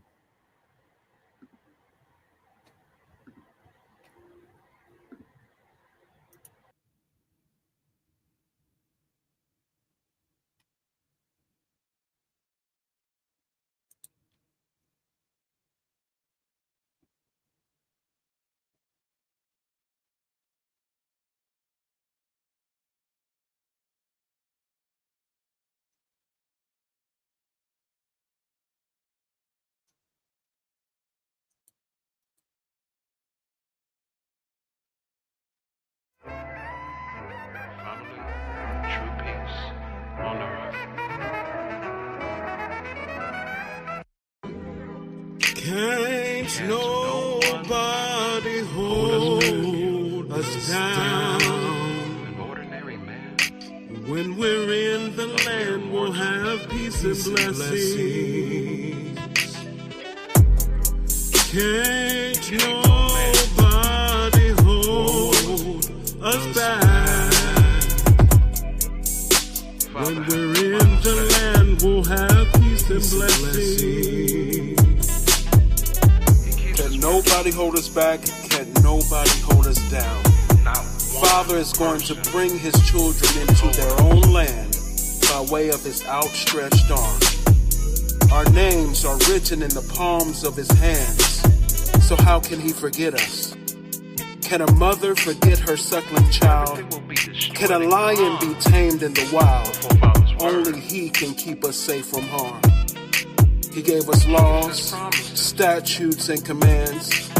He is the supplier, we are the demands. Our ancestors broke the blood oath promise. He is a man that doesn't lie. That means he's honest.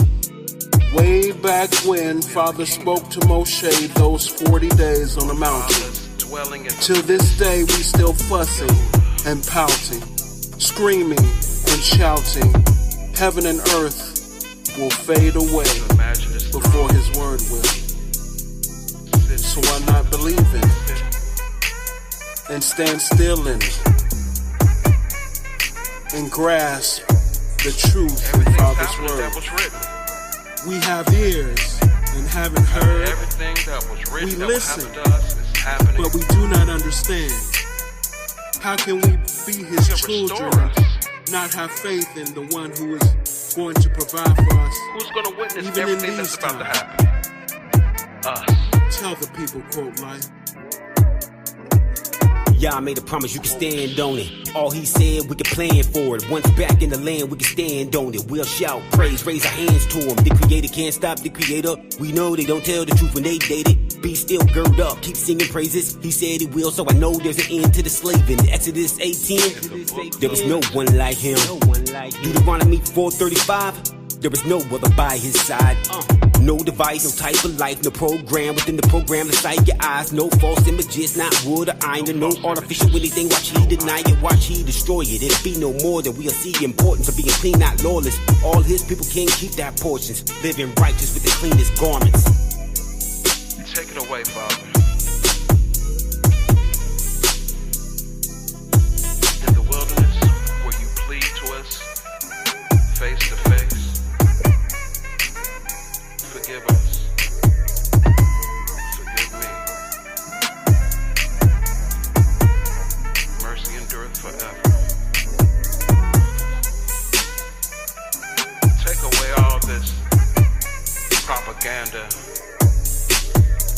all these diseases that we have.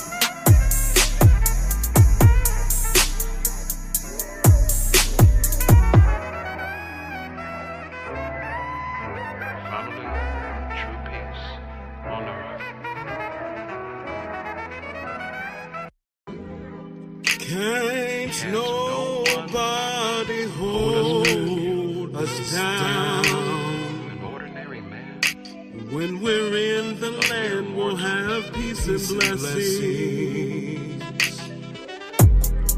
Can't nobody hold us back. When we're in the land, we'll have peace and blessings. Can nobody hold us back? Can nobody hold us down? Father is going to bring his children into their own land by way of his outstretched arm. Our names are written in the palms of his hands, so how can he forget us? Can a mother forget her suckling child? Can a lion be tamed in the wild? Only he can keep us safe from harm. He gave us laws, statutes, and commands. He is the supplier. We are the demands. Our ancestors broke the blood oath promise. He is a man that doesn't lie. That means he's honored. First and foremost, getting all praises to the creator of the heavens, the earth, the seas, and all that therein is by saying hallelujah. Let's break Isaiah the 43rd chapter down. It starts off, thus saith Yah. Something you'll never find recorded written in the pages of the New Testament, nor the Quran, where the mighty Yah, the Father, speaks. It says, thus saith Yah, that created thee, O Jacob, and he that formed thee, O Israel. Fear not, for I have redeemed thee. I have called thee by thy name. Thou art mine. And that name is not Muhammad. That name is not Richardson, Jackson, Johnson. That name is Israel. And he's not talking to a bunch of Russell Knights called Jehovah's Witnesses. The mighty Yah proceeds on and let our people know, when thou passest through the waters, I will be with thee. And through the rivers they shall not overflow thee. When thou walkest through the fire, as Hananiah, Mishael, and Azariah, thou shalt not be burned, neither shall the flame kindle upon thee. For I am Yahweh thy Elohim, the Holy One of Israel, thy Savior. I gave Egypt for thy ransom, Ethiopia and Seba for thee. So regardless of whom you chose to be your Savior, Israel, yes, and I know a lot of y'all chose the hippie on a stick as your Savior, but the mighty Yah wanted you to know and wanted the world to know that he is our Savior. He's the one that gave Egypt for thy ransom and Ethiopia and Seba for thee. Since thou was precious in my sight, thou hast been honorable, and I have loved thee. Some of you don't tell your wives you love them. Some of you don't tell your kids you love them. But the mighty Yah said, I love you. But yet I hated Esau. So he's not just this God that loves everybody. He loves you, Israel. And since you was precious in his sight, and since you has been honorable, he said, I will give men for thee, and people for thy life. And yes, Israel, you're going to undergo a tribulation that has never been upon the face of this earth. And in this tribulation, a lot of you are going to die because of your rebelliousness, because of your stiff-heartedness. And the mighty Yah said, for those whose heart is with him, he said, fear not. Don't fear King Alpha playing the martial law. Don't fear the great tribulation. He said, for I am with thee, and I will bring thy seed from the east, and gather thee from the west. I will say to the north, give up, and to the south, keep not back. Bring my sons from far, and my daughters from the ends of the earth, because this world we have been scattered to the four corners of the earth. We are that valleys of dry bones. And he said, even everyone that is called by my name, for I have created him for my glory. That's the reason why you was born, Israel. To praise the mighty Yah, to glorify the mighty Yah, not to glorify yourself, not to glorify the creature, a man, but to glorify Yah. He formed you. And the mighty Yah said, I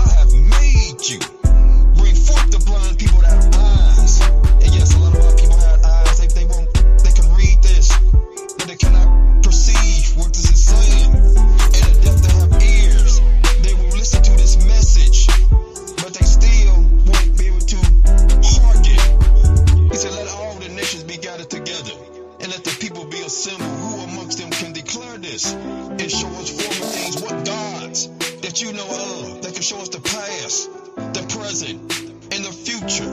What gods do you know of that prophesied slavery, that prophesied that our people will be brought into another land by ships? But the mighty Yah declares the former and the latter. He said, let them be justified, or let them hear and say, it is truth. And yet that's how Torah is defined. The laws of the mighty Yah is defined as truth. He said, ye are my witnesses, saith Yah, and my servant, whom I have chosen, that ye may know and believe. So just don't have faith. He wants you to have faith and know and understand that I am He. Before me there was no Christ form. There was no Melchizedek form. Neither should there be after me. There's no one gonna come and take my place. That's gonna knock me off my throne. He said, I, even I, am Yahweh. And besides me, there is no JC. There is no Yahamashiach. There is no Savior. I have declared, said Yah, and have saved. Now where in the pages of the New Testament that the Christ of the New Testament has ever saved anyone? Although He's promised His disciple that not one hair of their head will perish, most of them have their whole heads cut off. Where is the prophecies at in the Quran? Of the God of the Quran never saving the people. It does not exist, Israel. And the mighty Yah said He's the only one that has a track record of saving. And He hath declared and saved. And He hath shown when there was no strange deities amongst you. Therefore ye are my witnesses, saith Yah, that I am Elohim. Yet before the day was, I am He. Before He said, let there be light, He already existed.